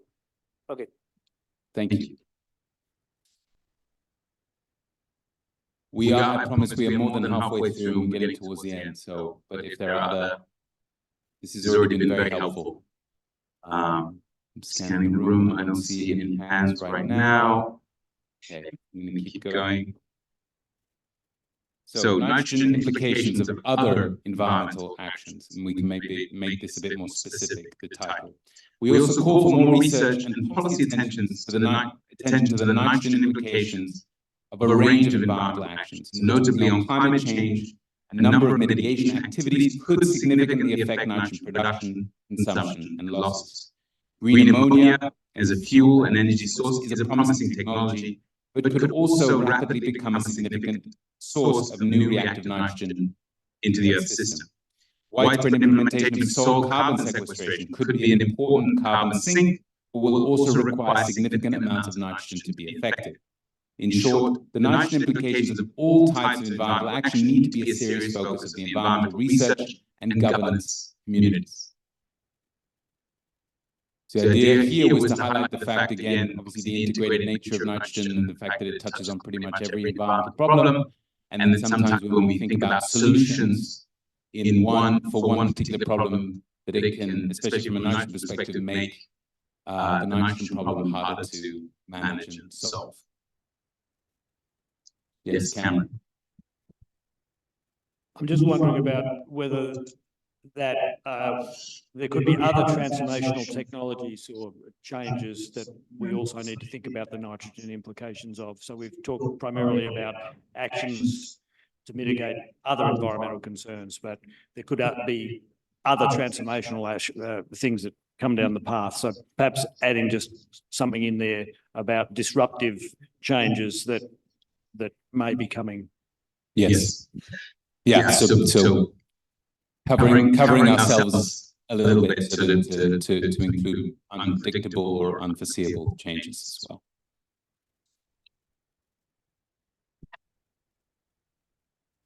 Any other comments on this particular paragraph? In the front. Yes, now.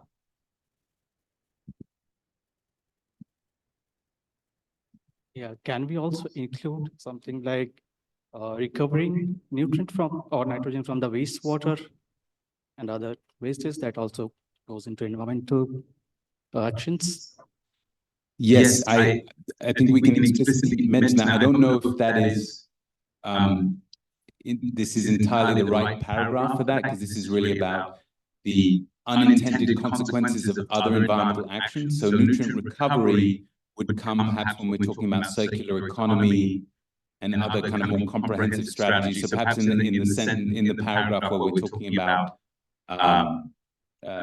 the ways to halve nitrogen waste, we can be clear that, and when we acknowledge non-agricultural sources, that nutrient recovery is an important one. Thank you for that.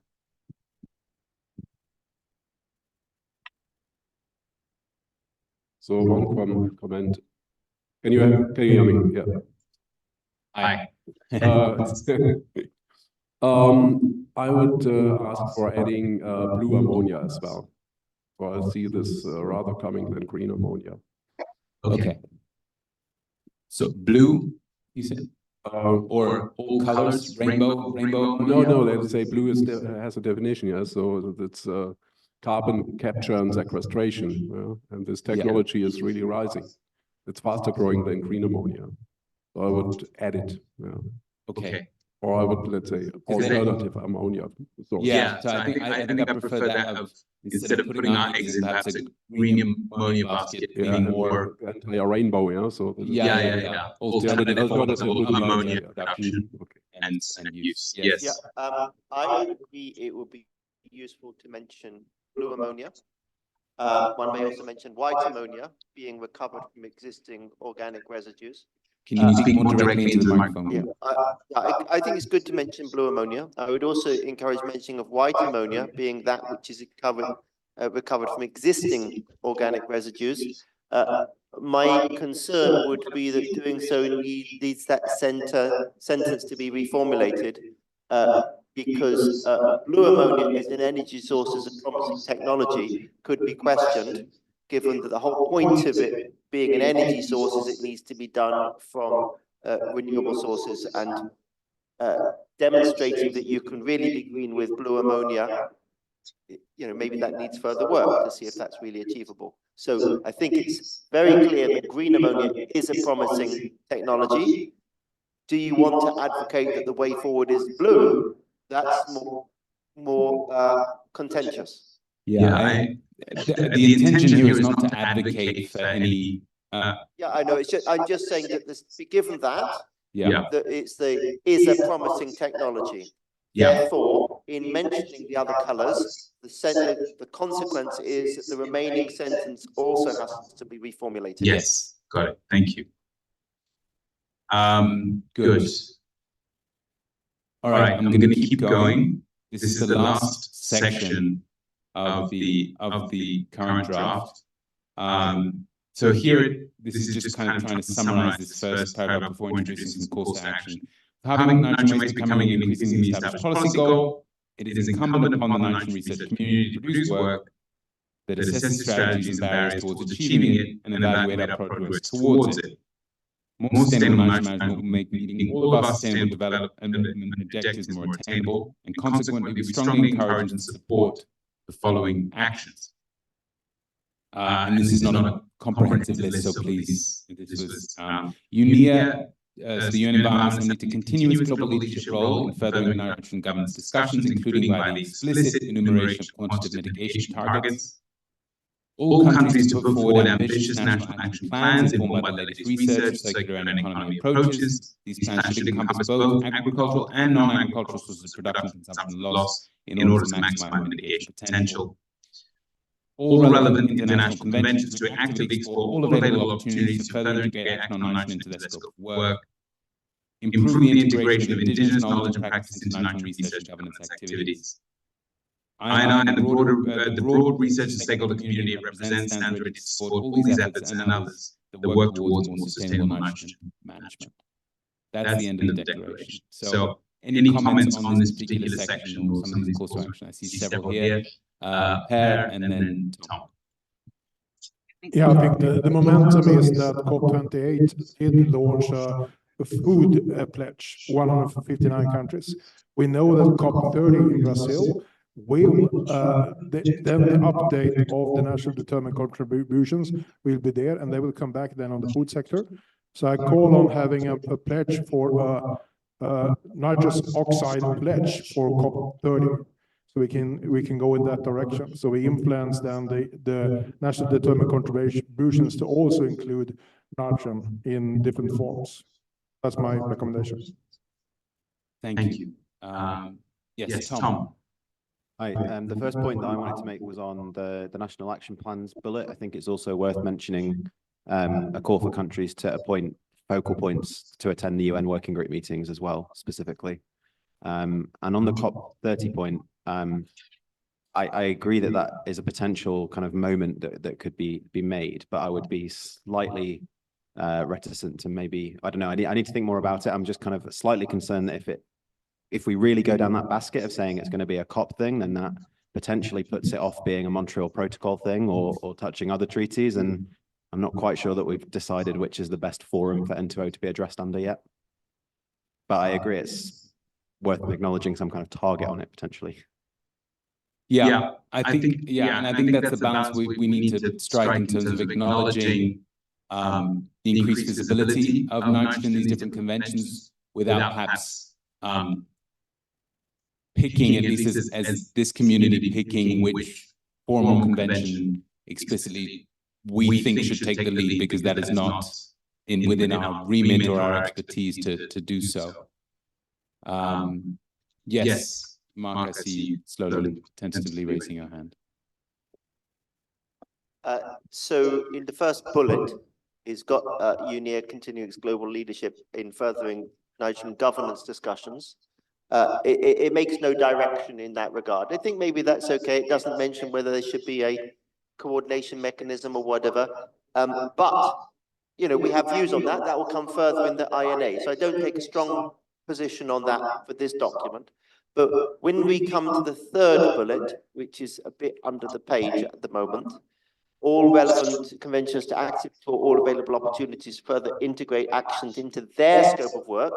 What is missing is them talking with each other and that cross-cutting. So whatever you think about the first bullet, and the cooperation between is the bit that is there needed. And of course, is also in that idea of an intergovernmental nitrogen coordination mechanism of going between those mechanisms. Thank you. That's really helpful. Other thoughts on these bullets or other bullets perhaps that should be here, that aren't here? Yes. Thank you. First, I agree with Dr. Mark. And in first sentence, I have some in first sentence, first bullet here. First bullet, is it strong, sufficient? Does that sentence give sufficient message that we want? Because what are the targets? Maybe what are the targets? The mitigation targets. Does that sentence give us whole scenario of targets, or we have to still some small something to it? Yeah. So you would suggest explicitly mentioning halving nitrogen waste here as one example. Yeah. Okay. Thank you. Okay. Thank you. Another point as we're talking that I'm thinking about that could be perhaps less specifically policy-minded call for action is also, and I think we can all agree on this as scientists, increased research funding from various bodies, national and international, to study this study this issue. And we can word it in a certain way, but just the importance of funding, scientific funding on this topic. I think it's fair to say that it's good to mention resources are needed. This is not just resources for researchers to do research, but also to catalyze change. And I'm not sure that finance to catalyze change, the nitro finance concept, is not there yet anyway, I think. But I would be very cautious about making this a document to plea for money, because that can be off-putting in terms of the other messages. Okay. Point taken. Hans. Could it be an idea, because you're mentioning this concerns on the farmer side, that we mention something about that we should put more attention to the absorbability or the absorption capacity of the recipients of nitrogen regulations or something like that. So we're not completely focused on the farmers, but maybe there's issues about that people feel there's over-regulation or the recipients are not considered enough when designing policies. So maybe we should make a statement about that, because it's also mentioned as something that's happening in the world right now.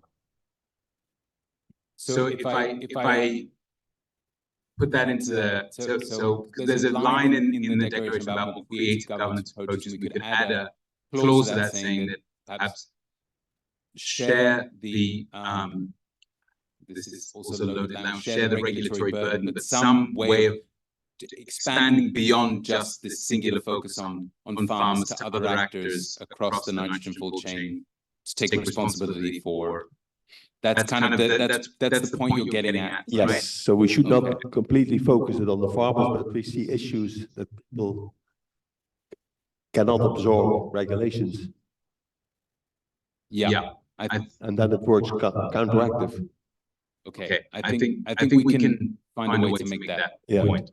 In a very general way. Yeah. Yes. Yes, at the back. And This is related to the circular economy point, which is the second bullet point, but it's a long bullet point already. But the point I wanted to make is to link innovation with circular economy, and then try to link that innovation to policy as well. So, but I mean, I think the key word is innovation, I think. Okay. Or innovative technologies.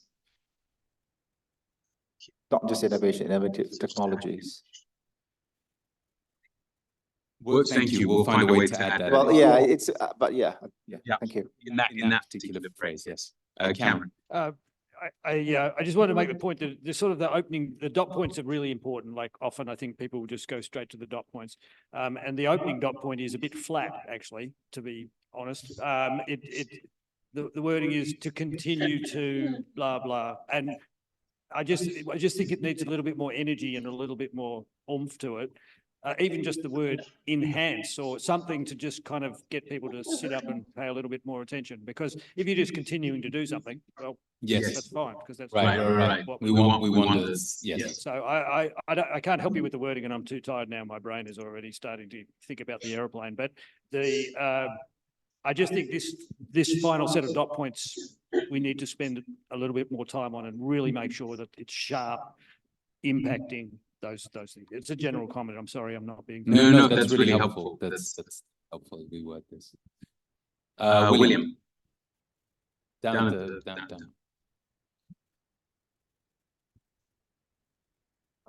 Regarding the mention to indigenous knowledge, I think it's fine here. Yeah. Can you say it a bit louder? Sorry. Yeah, regarding the comment about indigenous knowledge, I think it's fine here, but I think we should phrase this as traditional and indigenous knowledge, which is the same phrasing that the Convention on Biodiversity uses. The what and indigenous knowledge? Traditional. Thank you. Not all non-scientific knowledge is all indigenous, right? Thank you. That's a really helpful clarification. Yes. Maybe the last one. I think there is somewhere should be capacity building, raising awareness. Does that include into our jurisdiction? I don't know. Maybe somewhere those words, awareness raising, and the capacity building. Maybe somewhere, if possible, please. Yes.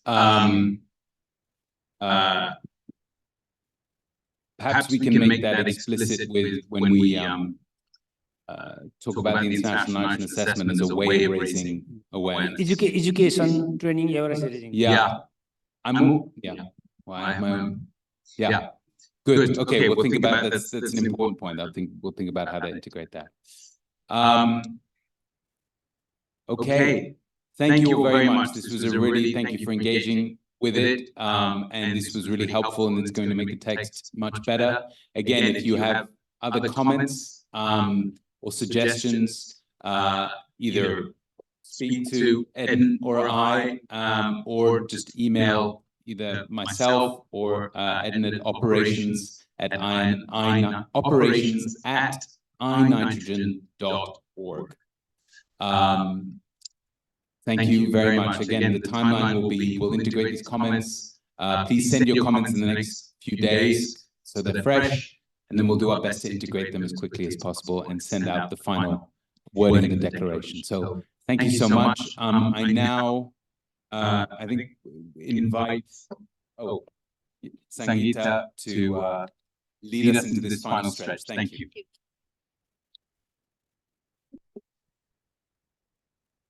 Thank you, David, and thank everyone for all your active participation in plenary discussion on Delhi Declaration documents.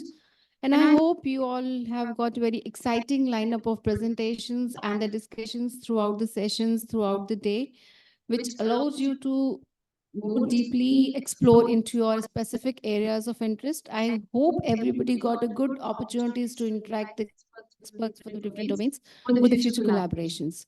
So now moving on with the valedictory session, I would like to invite our honorable members of the valedictory sessions. To start with, I would like to call first our INI chairs who are available with us today. So please first welcome Professor Mark Sitton, former chair of INI from 2012 to 2018 on the stage. Now I would like to invite Professor N. Raghuram, former chair of INI from 2019 to 2022. Please welcome Professor David Kenter, our current chair of INI.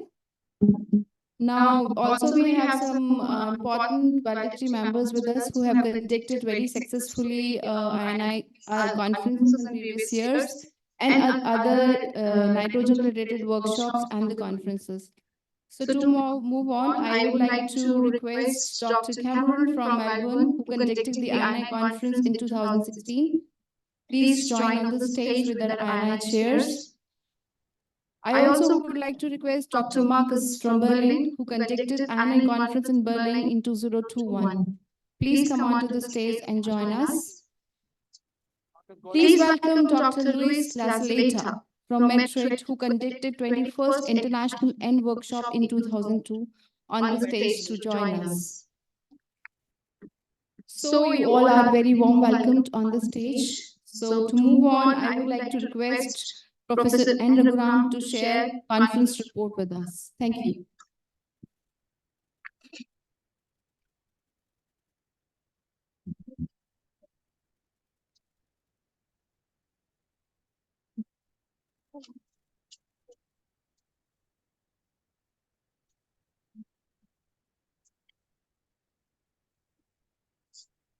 Report on the screen. Gurmeet.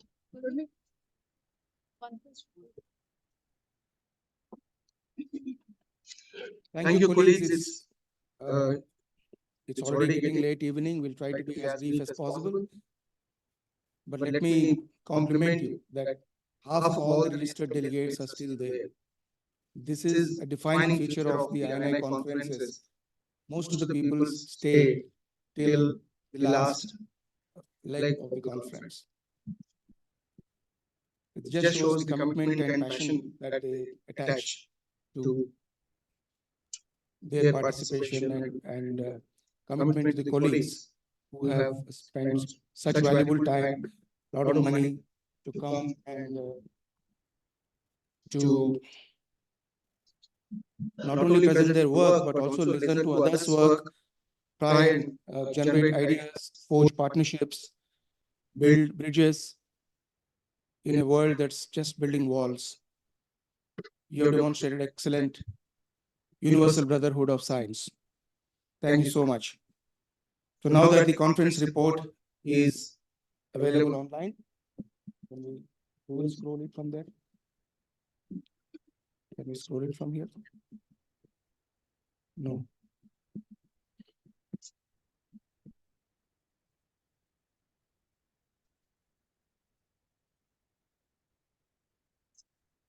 Move तो करना पड़ेगा ना, वहां से control करो, या तो उसको नहीं।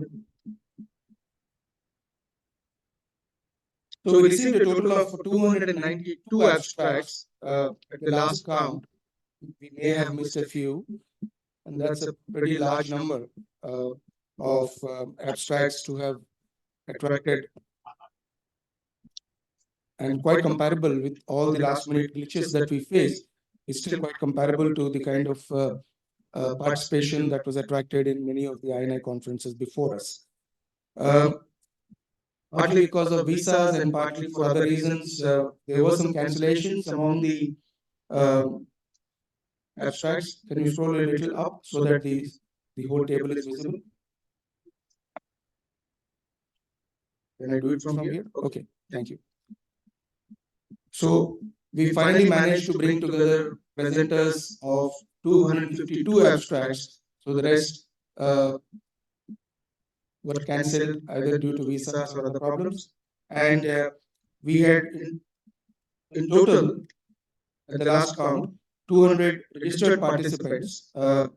We had waived a lot of registrations or were supported by other people. So the actual participants is much larger than that.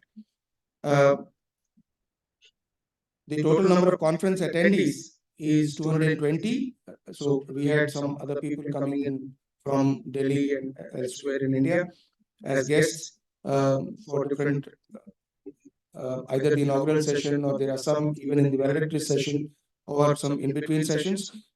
The total number of participating countries, including India, is 31. And the largest ratio of these participants are from abroad. So somewhere like 2/3 to 3/4 of all these 250 plus participants actually are from these 30 countries. So we had about somewhere between 50 to 70 Indian participants and most of the others came from abroad. This itself is a landmark in terms of the ratio of international to domestic participants in any international conference of this kind in India. It's already become a topic of talk of the town. I'm already seeing it being talked about in WhatsApp groups.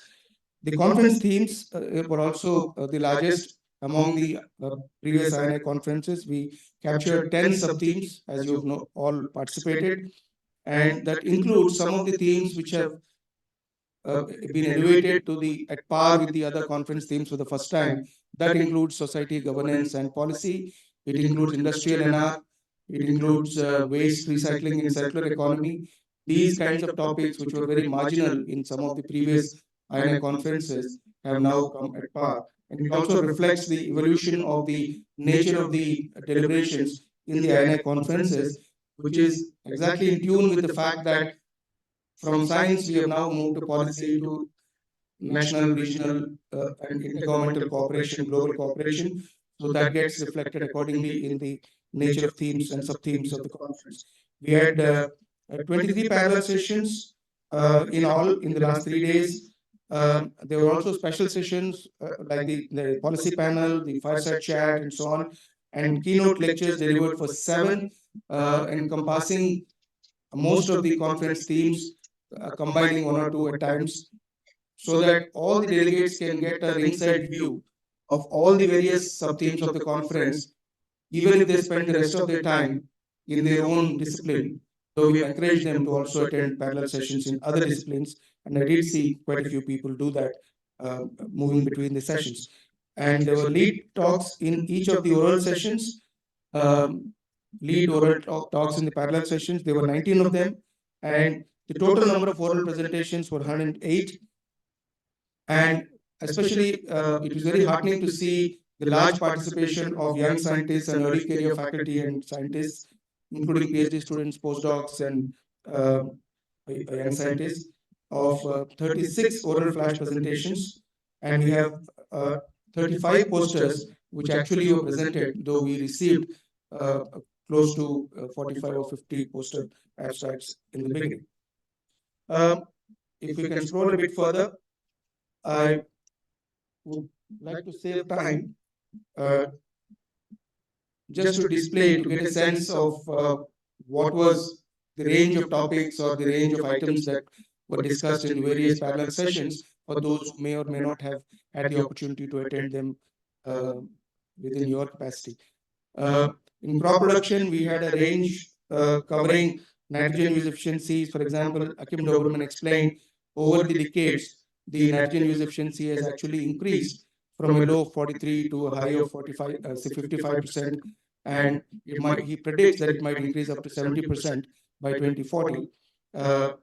There are other versions or other perspectives that came up in the other talks later. Bob Rees talked about the losses of nitrogen and recommended levels of nitrogen application. Louis Lassaletta focused on multidimensional analysis of indicators. Gerard Ross talked on nutrient, crop, and soil management, and especially optimizing the nitrogenase, which is the biological nitrogen fixation efficiencies on a global scale. Another para, please. Yeah. So there were various other presentations, oral presentations representing diverse topics within crop production, dealing with, for example, someone talked about fertilizer imports, someone about soil testing, and there was a presentation on Nepal nitrogen policy, a presentation on using smartphone apps to deal with decision making on, how much fertilizer to add in different crops. And there was one on nano-coated NPK combination fertilizer, and there were presentations on genetic loci, candidate genes, physiological, molecular mechanisms of nitrogen use efficiency, identification of mutant lines. So within crop production, we brought together the biology, the agronomy, the soil science, and management practices into a kind of wholesome understanding, which itself is quite cross-disciplinary for different specializations working within crop production. And there were also global crop data sets from Europe, USA, Ethiopia, Australia, giving a wider perspective of what is happening in different regions of the world. And the issues of subsidies, bringing and recycling from various sources, and biological nitrogen fixation from legumes. We also covered something about tea cultivation, as you can see in the last but one line, and the importance of adjusting the sowing dates and cropping patterns and fertilization rates to deal with changing climate and so on. Next page. Brent Kaiser from Sydney. I wish he was there on the panel. He talked about the basic knowledge emerging from proteins influencing nitrogen use efficiency in model plants and to enhance the utilization of fertilizer. Eric Davidson delivered a talk from University of Maryland on drainage water management, is another version for recycling nutrients from sewage waste as an effective best management practice to reduce hydrological nitrate export. Surekha from Rice Research Institute, Hyderabad, explained the assessment of importance of utilizing existing genetic variability in crops which already have quite a bit of natural germplasm. There are crops which do not have a lot of germplasm variability, which may require molecular or other interventions, but there are crops which have tremendous natural variation, which you could just select. And we now have the tools to do that selection. So we can use forward genetics where germplasm is available and only resort to reverse genetics where such germplasm is not available. Society for and Governance attracted a lot of very interesting topics, from agricultural economics to linking subsidies for different nutrients. For example, in India, there was a mention that while the urea subsidy, the nitrogen subsidy has increased, the proportion of phosphorus and potassium subsidy was decreasing, and that was leading to unbalanced use of fertilizer on the ground. And then it also therefore has bigger implications for nitrogen losses and environmental impacts. So policies have an extremely important role in defining practice on the ground. And there were issues raised about the necessity for proper guidelines for organic farming and integrating the nitrogen issues into those guidelines. There's a presentation from Sri Lanka by Anuradha and others. Anuradha highlighted the experience from Sri Lanka on banning the nitrogen import in 2021 that suddenly stopped all fertilizer imports. But then when it was lifted after the whole problems that the country went through, one sees a rising adaptation of these fertilizers. So it seems that it's much more of a governmental intervention rather than a natural adaptation by the farmers. So also, there were discussions on nature-based solutions in agriculture, both in Europe and China, and also from India. And Wim de Vries illustrated the mathematical functions analyzing spatio-temporal impact of emissions in different ecosystems. You had a glimpse of it in the earlier session today evening when the modeling parameters were shown. He had given more details of that in his talk. J.M. van Ginswen highlighted the role of INMS, International Nitrogen Management System, the JEF project, while evaluating the benefits and disadvantages of increased nitrogen use as well as nitrogen loss. There were talks, for example, on by Damodar Jena on fertilizer usage and the association with socioeconomic conditions of small and marginal farmers. And there were talks from Africa, Patrick Musingi, a student of Matete Bekunda, who conducted the 6th Nitrogen Conference, INI conference in Kampala, Uganda, on the environmental e-watch mobile app that was developed for the river catchment area in Uganda, Ruizi river catchment area. So there were a lot of interesting discussions that followed after that. Also, an interesting statistic was brought from the German Environmental Agency that 2/3 of total agriculture nitrogen input goes into the atmosphere.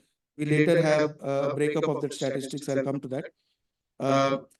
Here also it was shown that there were contributions from outside agriculture like water, housing, and waste. So waste related nitrogen losses are becoming highlighted in this conference, not only in the waste session, but also in other sessions, which is very heartening. In the water pollution, it covered groundwater, river water, lake water, and coastal and estuarine water. So we comprehensively captured in the nitrogen pollution of water bodies, all possible water bodies, and they were also coming from different parts of the world, giving a sense of the latest understanding on how different water systems are affected by the nitrogen losses into the water bodies, and how one needs to address them differently in each case, because groundwater is a different problem, and surface water and coastal water are different in terms of how you tackle them. In climate change session, there was an interesting statistic about the global nitrogen and methane emission mitigation goals being up to 37% for nitrogen emission mitigation and 65% for methane. So it is 1/3 and 2/3 respectively, though it might be a global estimate, but the actual ratios might even reverse in some other parts of the world. We, for example, in India might want to see two-thirds reduction in on an average, not necessarily in every place, because some excess use areas will eventually divert the use into underuse areas. We might see that there might be a better pathway through nitrogen for greenhouse gas reduction than through carbon, because of other exigencies related to energy production and transport, etc. But these are ideas that need to be discussed at the local levels. On the industrial nitrogen production, there were estimates that each kg of industrial nitrogen production leads to 2.6 to 3.7 kg of carbon dioxide. And then what nitrogen is produced with so much carbon dioxide eventually lands up in the atmosphere or in the water bodies. In the same session, Marcus Geipel talked about the critical load concept, which has been used as a part of a UNEC cooperative program in the member countries of Europe and also elsewhere in the rest of the world, where they are now monitoring the impact of some of the policy interventions on the real changes happening on the ground using critical load based estimates. And they've actually been able to show significant reduction in areas where there were significant interventions through policy, which is an important message to understand that if you do take the right policies and measure their impact in the right way, you might actually be able to rigorously demonstrate the results on that investment. And maybe we could see the economic estimates of the benefits of such kind of improvements brought through proper policies. I'll move to waste and circular economy, where there was we have a very brief summary, but there was a lot of interesting discussion on bringing back nutrients from waste and using it as an alternative to Haber-Bosch process, or moderation to whatever extent it is possible in different parts of the world. Japan aims, for example, to achieve 30% reduction in energy consumption by 2050 for sustainability. Sewage sludge has already been used in Japan, and they have talked about 158,000 tons per year of nitrogen that can be generated from 2.44 million tons a year of dry sludge. We have probably 10 times or 50 times that kind of dry sludge in India. This much probably is generated in just one city in India. So that's a huge resource that needs to be used. In air pollution, there was an interesting statistic from the Deepakshi Babbar, who said that 60% of the reactive nitrogen enters the hydrosphere for India, whereas 40% enters the atmosphere. Whereas much of the emission-based research focuses on atmospheric emission, whereas much more is going into the water bodies. So these local and regional variations could be extremely relevant to decide where to focus your efforts if you have to get the right results with the right investments. Similarly, there are others who have studied lichen as bioindicators of ammonia pollution. there are evidences that how ammonia how influences ammonia forest influence canopies and how budgets can be quantified in the Indo-Gangetic plain plain uh, and show a moderate correlation moderate between correlation PM10 and between PM10 and PM2.5 PM2.5 for most for most regions in the regions in Indo-Gangetic Indo-Gangetic plain, plain, which which is is the the Green Green Revolution Revolution area area in in India, at least for the northern part of India. So So this correlation between uh, ammonia loss and PM2.5 PM2.5 is very critical because, as Hans Brinsven and colleagues have shown in a paper last year, that if you want to reduce PM2.5, you have to either reduce NOx or reduce ammonia or both. But it is eminently more feasible to reduce ammonia and make that much uh, reduction in PM2.5 and PM10. So now the possibilities of such measurements is becoming very real and is no longer theoretical. There are more presentations about acidophilic and nitrophilic lichen species, again as bioindicators of N pollution. Also dealing with different crops like corn and so on. Ammonia has been an area of concern even in India because the top-down measurements and the bottom-up measurements have never really agreed very well. And this is an ongoing problem that Soumya has also highlighted in her presentation. Peter Groffman focused on the denitrification issue, which is an important issue, as Mark Sutton himself mentioned. And Hannah Gote talked about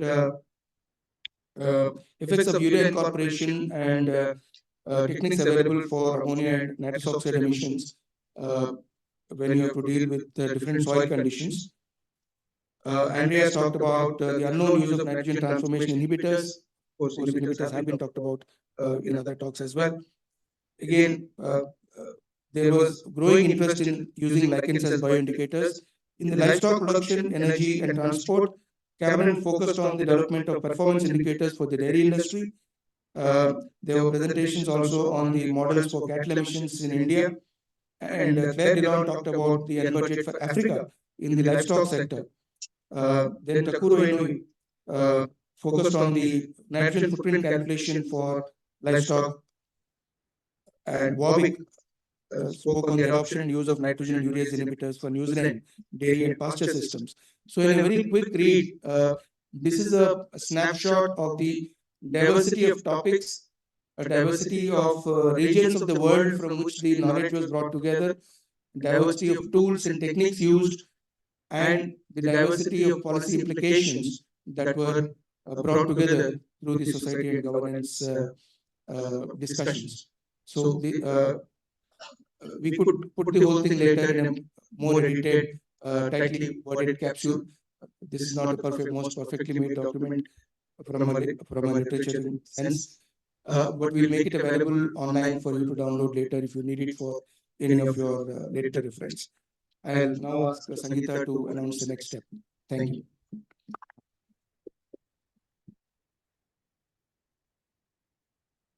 Thanks a lot, Professor Raghuram. Now, I would like to request Srimati Sunita Kumari, Assistant Commissioner Forest from Ministry of Forest, Environment and Climate Change. Please come here and share your words with us.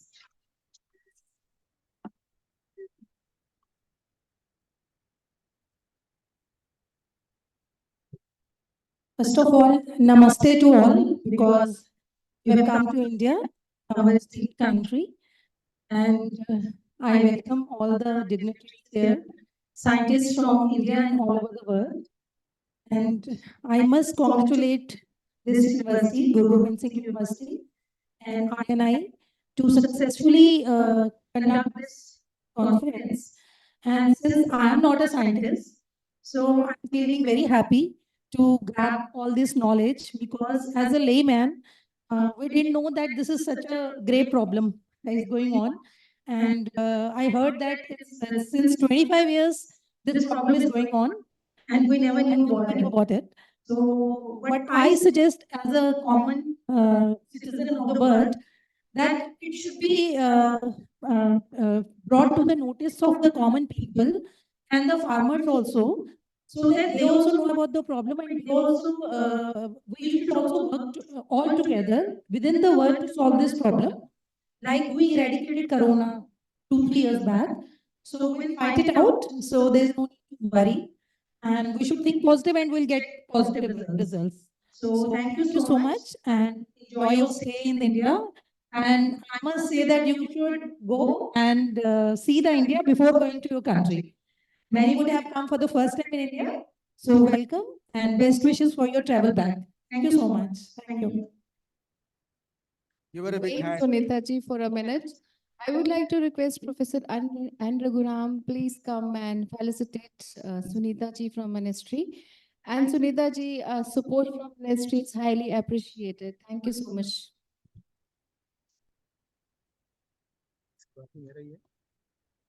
Awards.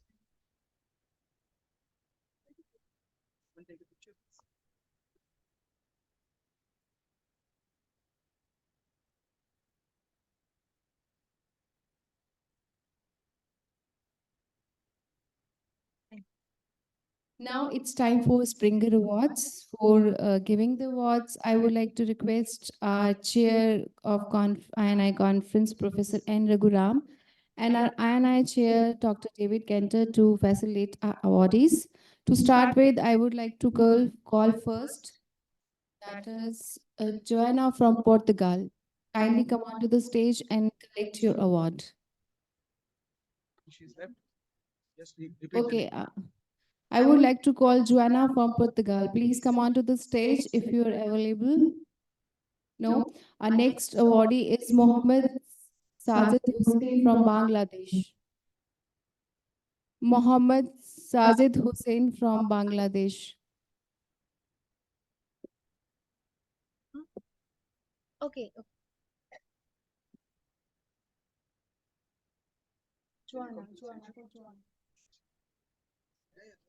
No problem, it's okay. If anyone can collect the award for Mohammed Sajid Hussain from Bangladesh, is anybody available from Bangladesh to collect on his behalf? Please come, Jyoti, please come.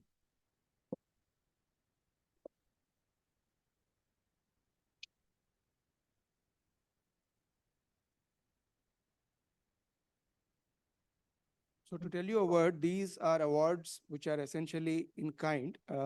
They are coupons of some 200 euros. 200 euros for each award, with which they can purchase any books published by Springer or its group publications.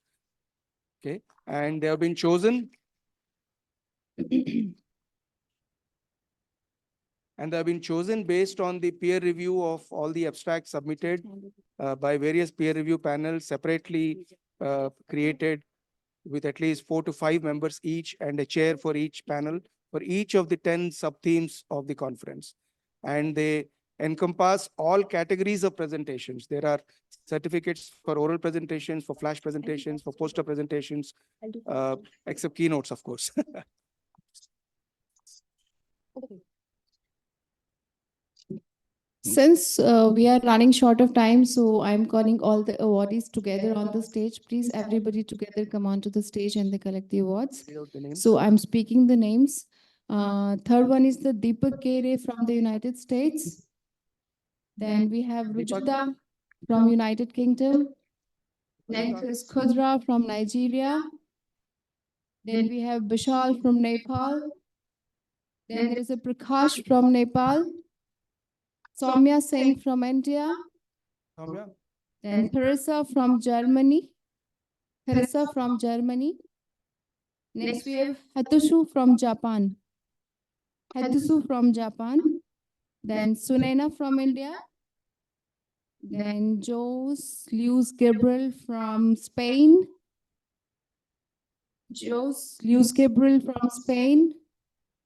Then we have John Yuli from South Korea. Then Wilfred Winniewater from Austria. Wow. Then Izaka from Nigeria. Winnie from Denmark. Then we have Tulani from Sri Lanka. Thulani from Sri Lanka. Next is Mizanur Rahman from Bangladesh. Again, Jyoti can come and collect. Next, we have Moana from Tunisia. And last one is Helen from Australia. Last one is Helen from Australia. 20 awards in all. Jyoti comes again and collect for Rahman sir. Mizanur Rahman from Bangladesh.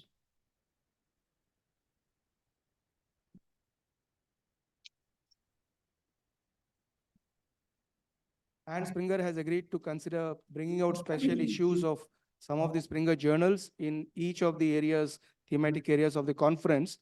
They will be announced by the individual journals in the next few weeks.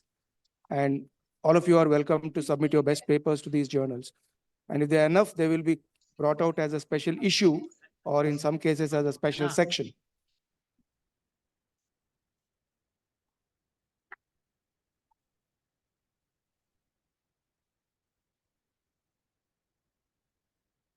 It's not easy to save time.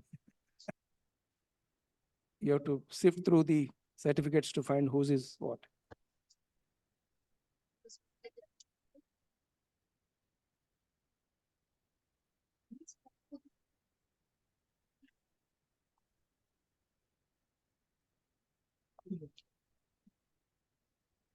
So 200 euro into 20 certificates is a substantive contribution, even if it is just a coupon.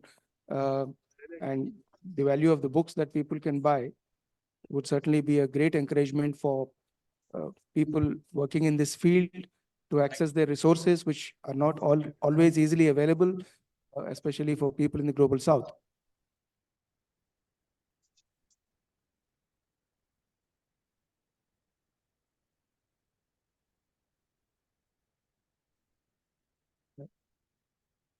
Yeah, can we have a photo?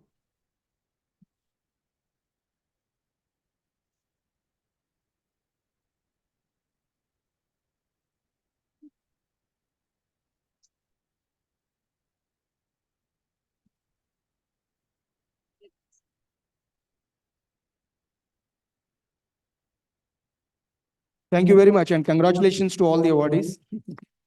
Thank you all. Now I would like to hand over the stage to Professor N. Raghuram for vote of thanks and to conclude the sessions. So please hand over the stage. Now stage is yours.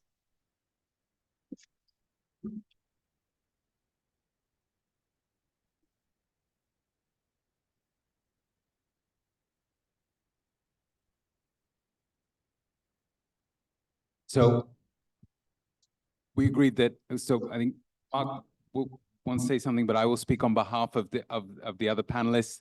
And I'm going to keep it very brief. Really, this is just a massive thank you first to all of you for coming. This is not a trivial thing to do, to fly for many of you halfway around the world to come to a conference like this. And it is a testament to your commitment to this community. And on behalf of I&I and just as a human being, I really appreciate it. And also, the last thing I will say is just a massive thank you again to the organizers of this conference, Raghuram. And if we could have also the entire team of people that have been helping across all, just all of you that have been helping, either taking photographs or chairing sessions, if you could all stand up, just so that we can all acknowledge you.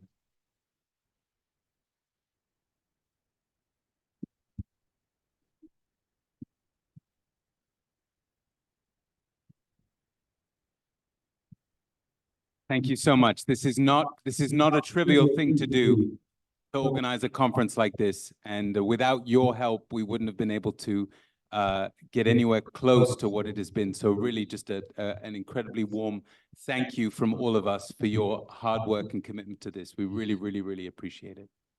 And with that, pass the microphone to Senor Mark.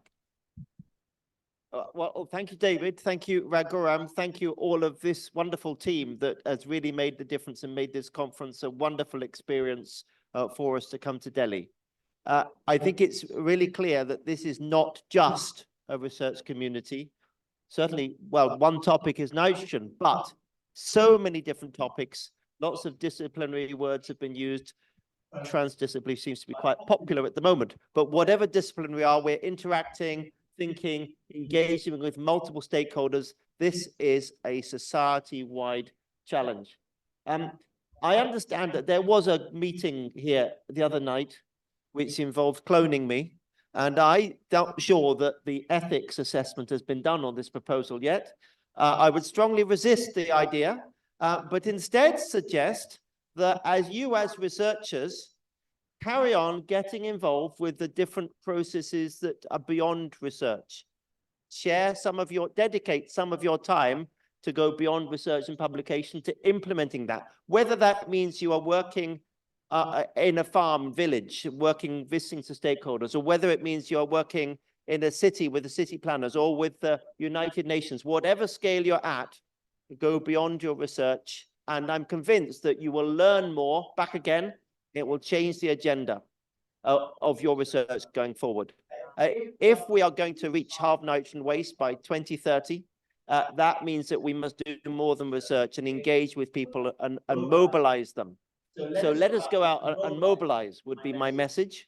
To that end, I'm happy with Bill's permission via WhatsApp that the South Asian Nitrogen Hub is hereby ready to offer 3 awards to be spent on young emerging people to go to the United Nations Environment Assembly. And if you would like to be one of those 3 people to go to the United Nations Environment Assembly, which is very soon, by the way, you should, of course, it's for those online, for those in the room, you should send an email to the South Asian Nitrogen Hub with a short paragraph saying why it should be me and what's going to happen as a result of the learning you get out of that experience. So all expenses paid in a very cheap hotel. No, and hopefully you learn a lot. So 3 people, send it in. You need to do it the next 2 days, 2-3 days, very fast. SANH office, and we'll work out something from that. With that, the last word is a gift to our host and our chair. We hope that you find this useful. This is to give you a new dimension, Raghuram, that there is life beyond genetics and I&I. This is a quarter of the universe, a quarter of the cosmos. So you've had halve nitrogen waste, and together between the 2 of them, 2 quarters make a half. And on the theme of halving, there we are, gentlemen. Thank you so much for working so hard for us.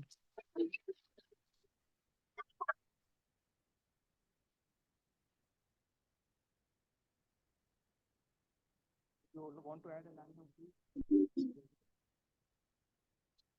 I think you can close the. You can close.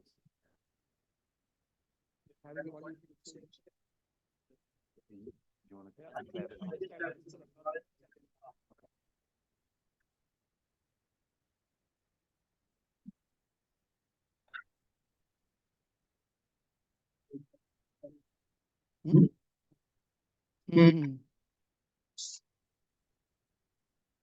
So now comes the most important part of this conference as far as we, the hosts, are concerned. We have a lot of people to thank and acknowledge for their immense contribution in making this conference, which I think is a grand success. First and the foremost, I would like to express my sincere gratitude to the I&I chair and the entire steering committee of the I&I for having chosen and trusted our capacity to host this conference in record time and continue to repose their faith in us, even as we appear to be faltering with timelines getting very tight. Thank you very much, David, and all the I&I steering committee members. It's my pleasure to thank the Ministry of External Affairs and the Ministry of Home Affairs, Government of India, which have processed the applications for visas in their best possible manner and have issued initially individual visas and eventually blanket country visas to make it possible for so many of you to come from far-off places across continents to attend this conference, thanks to the Government of India, and especially the External Affairs and Ministry of Home Affairs. In that connection, I must particularly thank the team of the United Nations Environment Program, UNEP India office, which is headed by Atul Bagai, who's also one of our members of the international organizing committee of this conference, and his colleagues at the UNEP India office, who have constantly pushed the government of India through the UN channels to facilitate expeditious treatment of all the applications for the visa.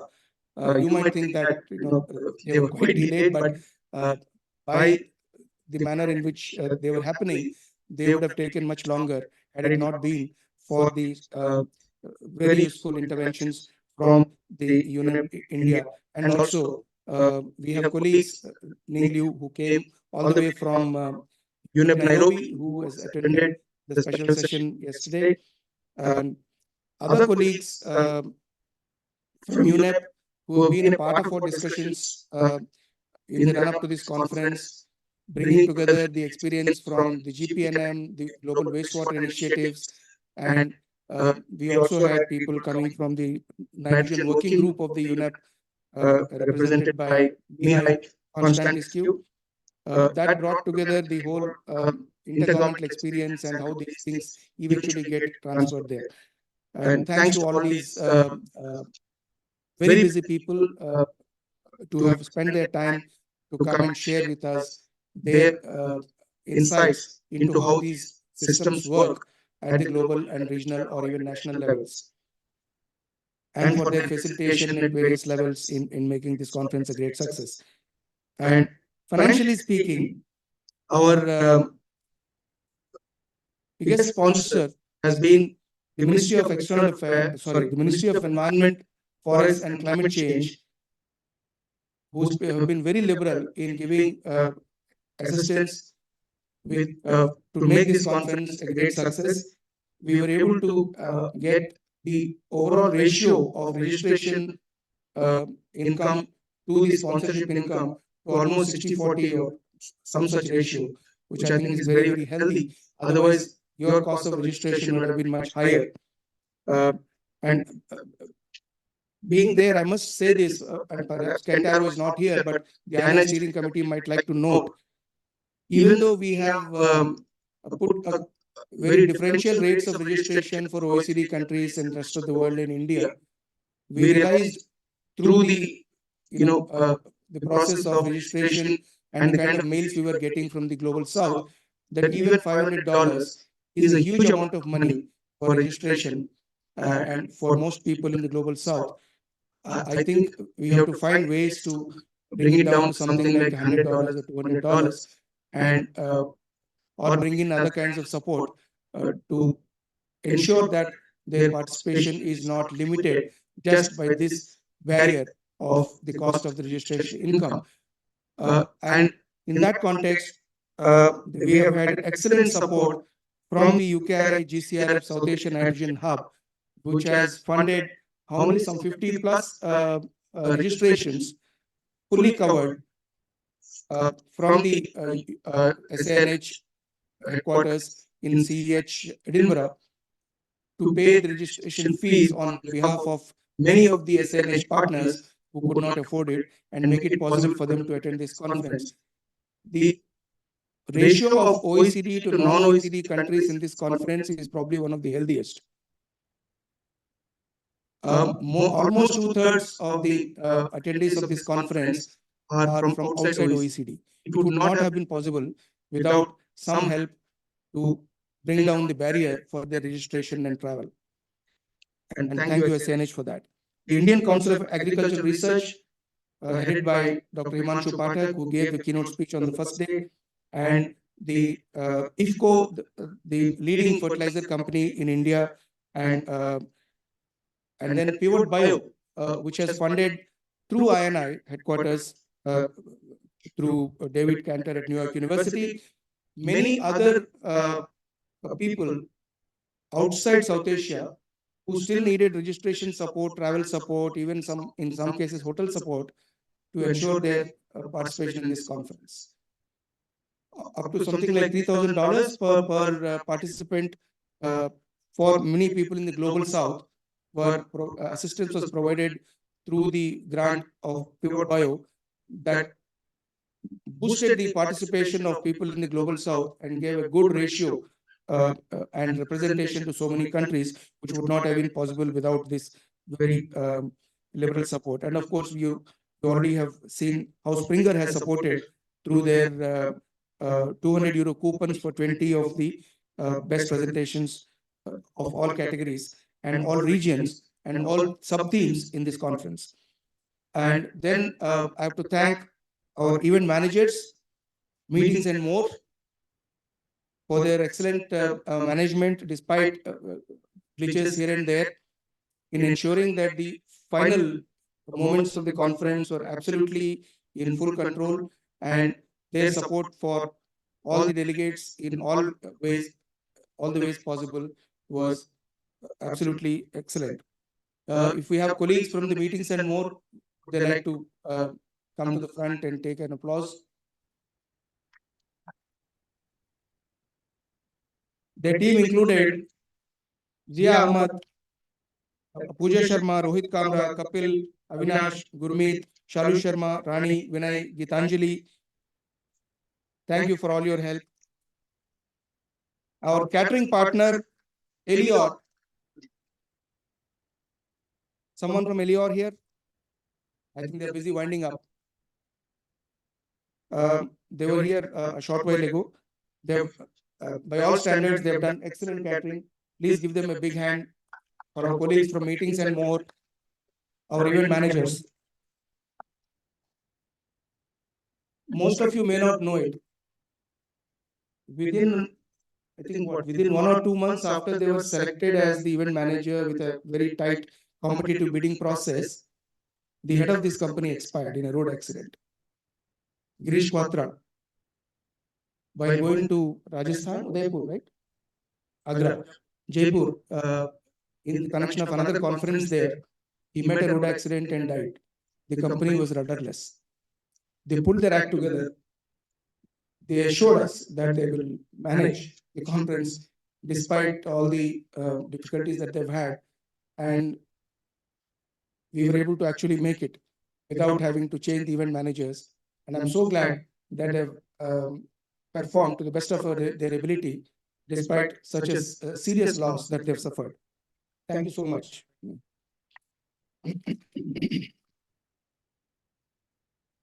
Our accommodation partner, Hotel Radisson, where most of you have stayed, have put up with a lot of our demands. We initially booked 200 rooms, then surrendered 50 rooms once, another 50 rooms another time. And they really put up with all our demands, because we were also unable to handle the changes that were happening due to visa problems and other issues. We really expected 200 delegates who might need the hotel, but they were highly cooperative and really spared us from very punitive kind of charges which we would have had to pay if we strictly went by the contractual obligations. Thank you very much. Hotel Radisson, I think their managers are here. Please take a round of applause.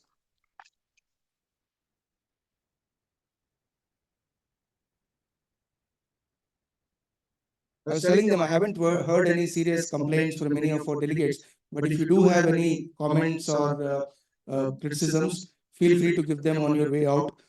They will certainly need it. This is not about criticism, I mean, in the sense, negative sense of the word. In the hospitality industry, you constantly need feedback. And that feedback helps them to do things better. Or you can send them later. And also Mira International, another accommodation partner where many of our South Asian delegates and other delegates could get their affordable accommodation. Their colleagues are not here. More importantly, Professor Astosh Mohan and the University Repertoire Ras Rang. Astosh, please come to the front.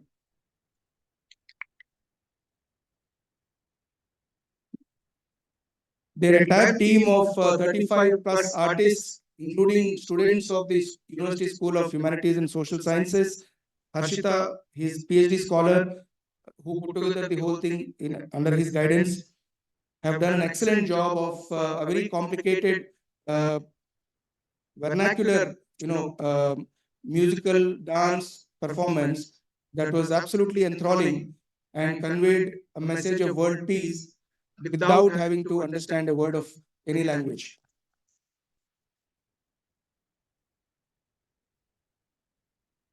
I wish we had all the 35 people to take a applause from you. It was quite late. They had left. Many of them stay quite far away. Thank you very much, Astosh, for doing this. Oh, it's not Ashta. Okay. Sorry. Yeah, thank you so much. At a short notice and still doing such a fantastic performance. Bringing together very different musical forms, different dance forms, and different ideas, stitching them into a capsule, which is not easy. And every music and dance form has its own puritanical followers who don't like, mixing with any other form. And yet they have done this fantastic experiment and succeeded beautifully.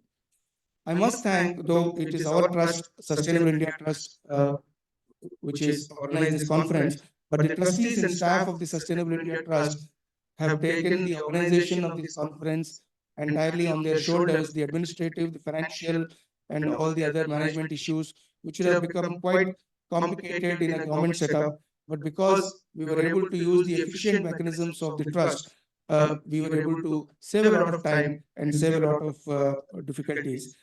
Thank you all the trustees, including Tapna Dia and Altaf Ahmad, who's not here today, for all the support and standing up by our side in organizing this. Our Honorable Vice Chancellor, whom you've heard in the inaugural session, and who could not come today because the university festival was being inaugurated around the same time when we were having the valedictory, but he still managed to come once and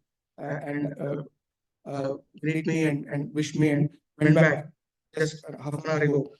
His unstinting support at all stages of from conceptualizing this idea of this conference to the execution. Without his support, we would not have had this building in time, and we would not have been able to put the entire support system together to make it functional. This entire conference complex is only about 6 months old. It has never been tested to its fullest capacity, where all rooms are used simultaneously and all facilities are used simultaneously, all networks, all points.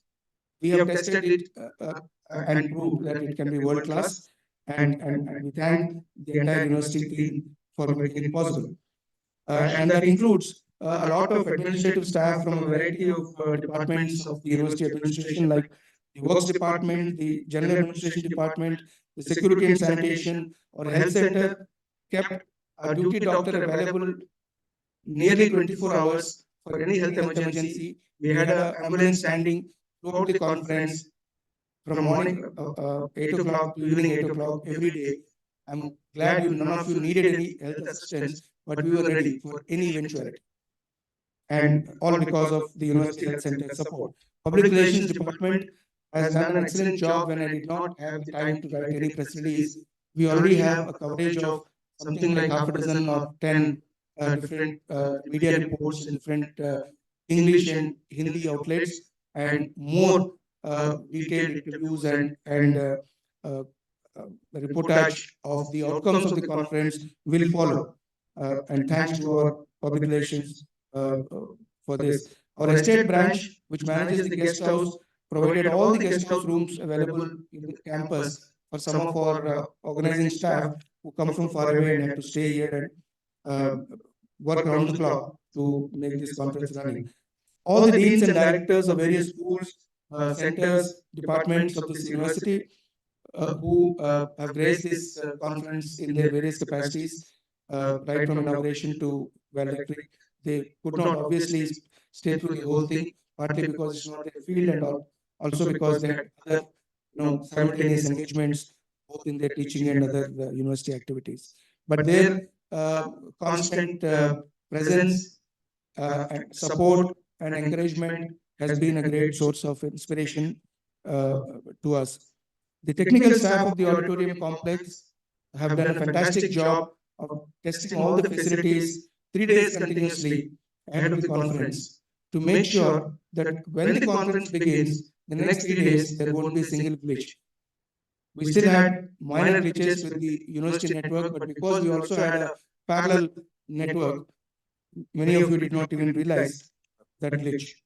We had almost uninterrupted internet connectivity, which was extremely important for ensuring, and the bandwidth to ensure that we had the online presenters and the Zoom recording of all the activities flowing without any hitch.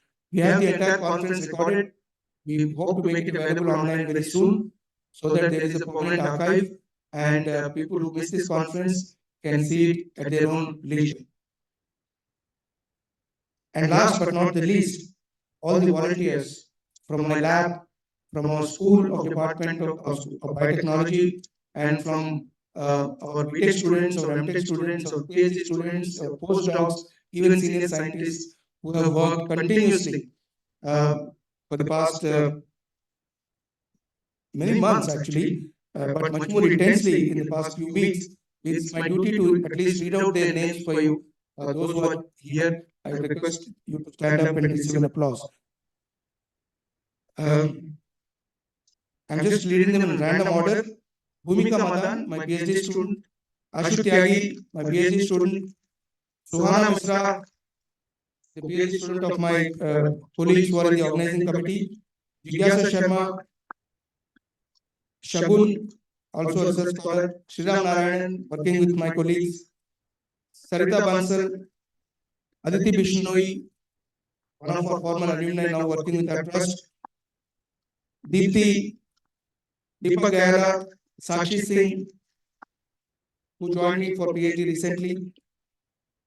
Deepak works with my colleagues. Dinesh Kumar Jaiswal, our senior most, one of the senior most postdocs in our lab. Vikas Kumar Mandal, one of our recent PhDs in the lab and a postdoc now. Prabhat Kumar Tamar, a PhD from the Environment Science School of this university and now working with the Sustainable India Trust. Shubham Love, our BTech student. Pradeep Kumar, our technical, administrative, all-round help. He is for all practical purposes our lab manager. Priyanka, she produced the first genome-edited, knocked-out variety of rice with a candidate gene for nitrogen use efficiency in this university. Just last week. Thank you, Priyanka. Manoj Kumar, our field assistant. Supriya Kumari. Manoj entertained you with a song yesterday. A new talent that I just discovered last night. Supriya Kumari, our postdoc, a geneticist, and now increasingly a bioinformatician. Isha Shukla. I am her foster guide. She works with one of my colleagues who is now on deputation in Korea. Stuti. She's doing her MTech project with us. Sushmita, also my colleague student.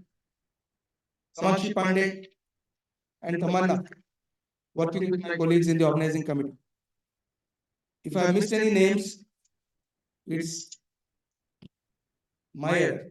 But there are so many others who have contributed in so many different ways to make this a great success. Most of all, I must thank all of you delegates who have come from so far away.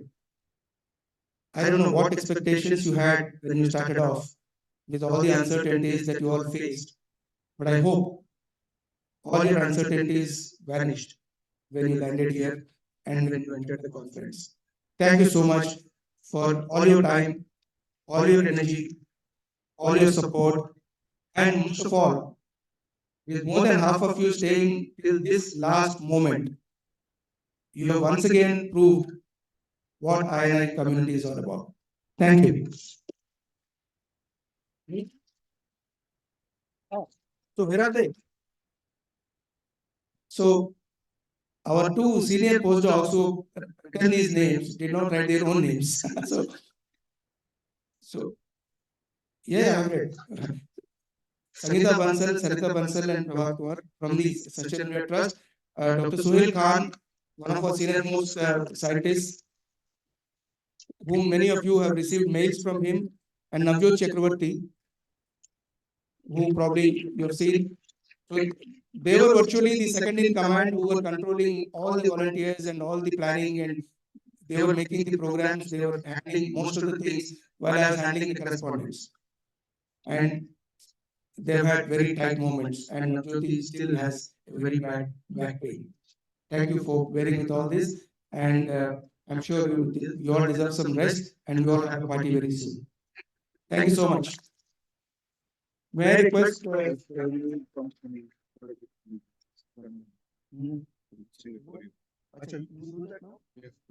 Yeah, sure. Yeah. We will end this with the national anthem again, just a couple of minutes. All right. So can you declare the conference closed, and then we can have the Jan Gan Man? All right. So with the permission of the INI chair, I now declare the conference closed and request you to rise for the national anthem. Thank you very much.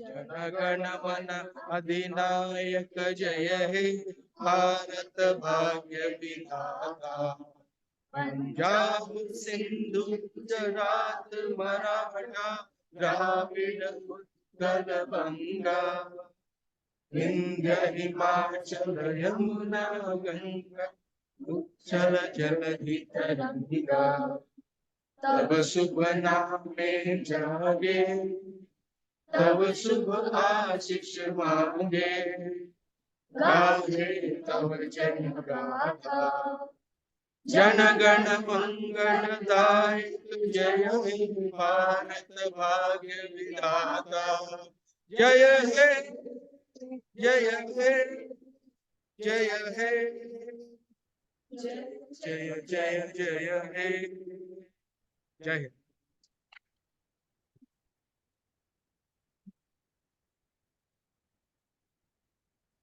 All the volunteers will have a photograph. Please have a copy before you leave. Everyone, line for a group photograph.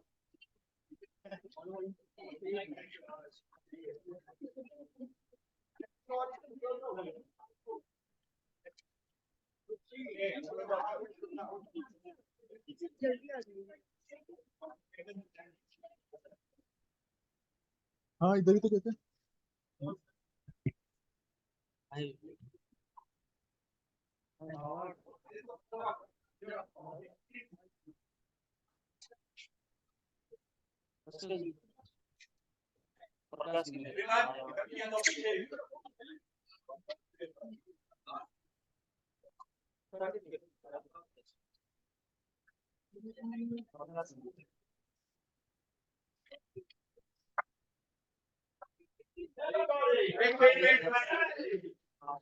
I was there, but I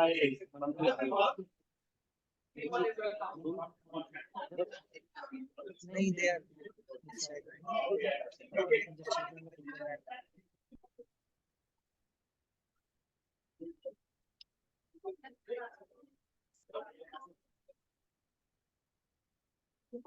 Can we all go there? Yeah, photograph. Yes.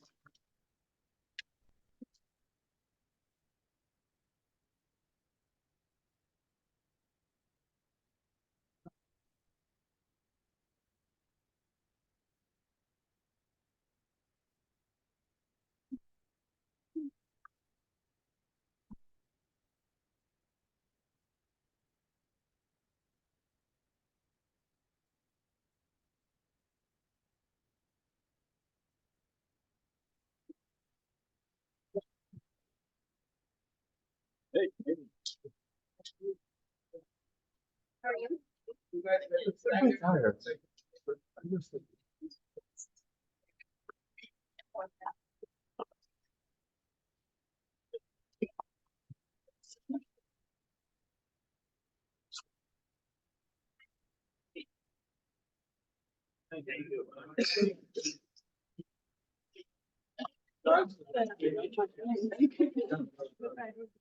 I want to see my name in the award list. The award. I want to see the name. Where is my name?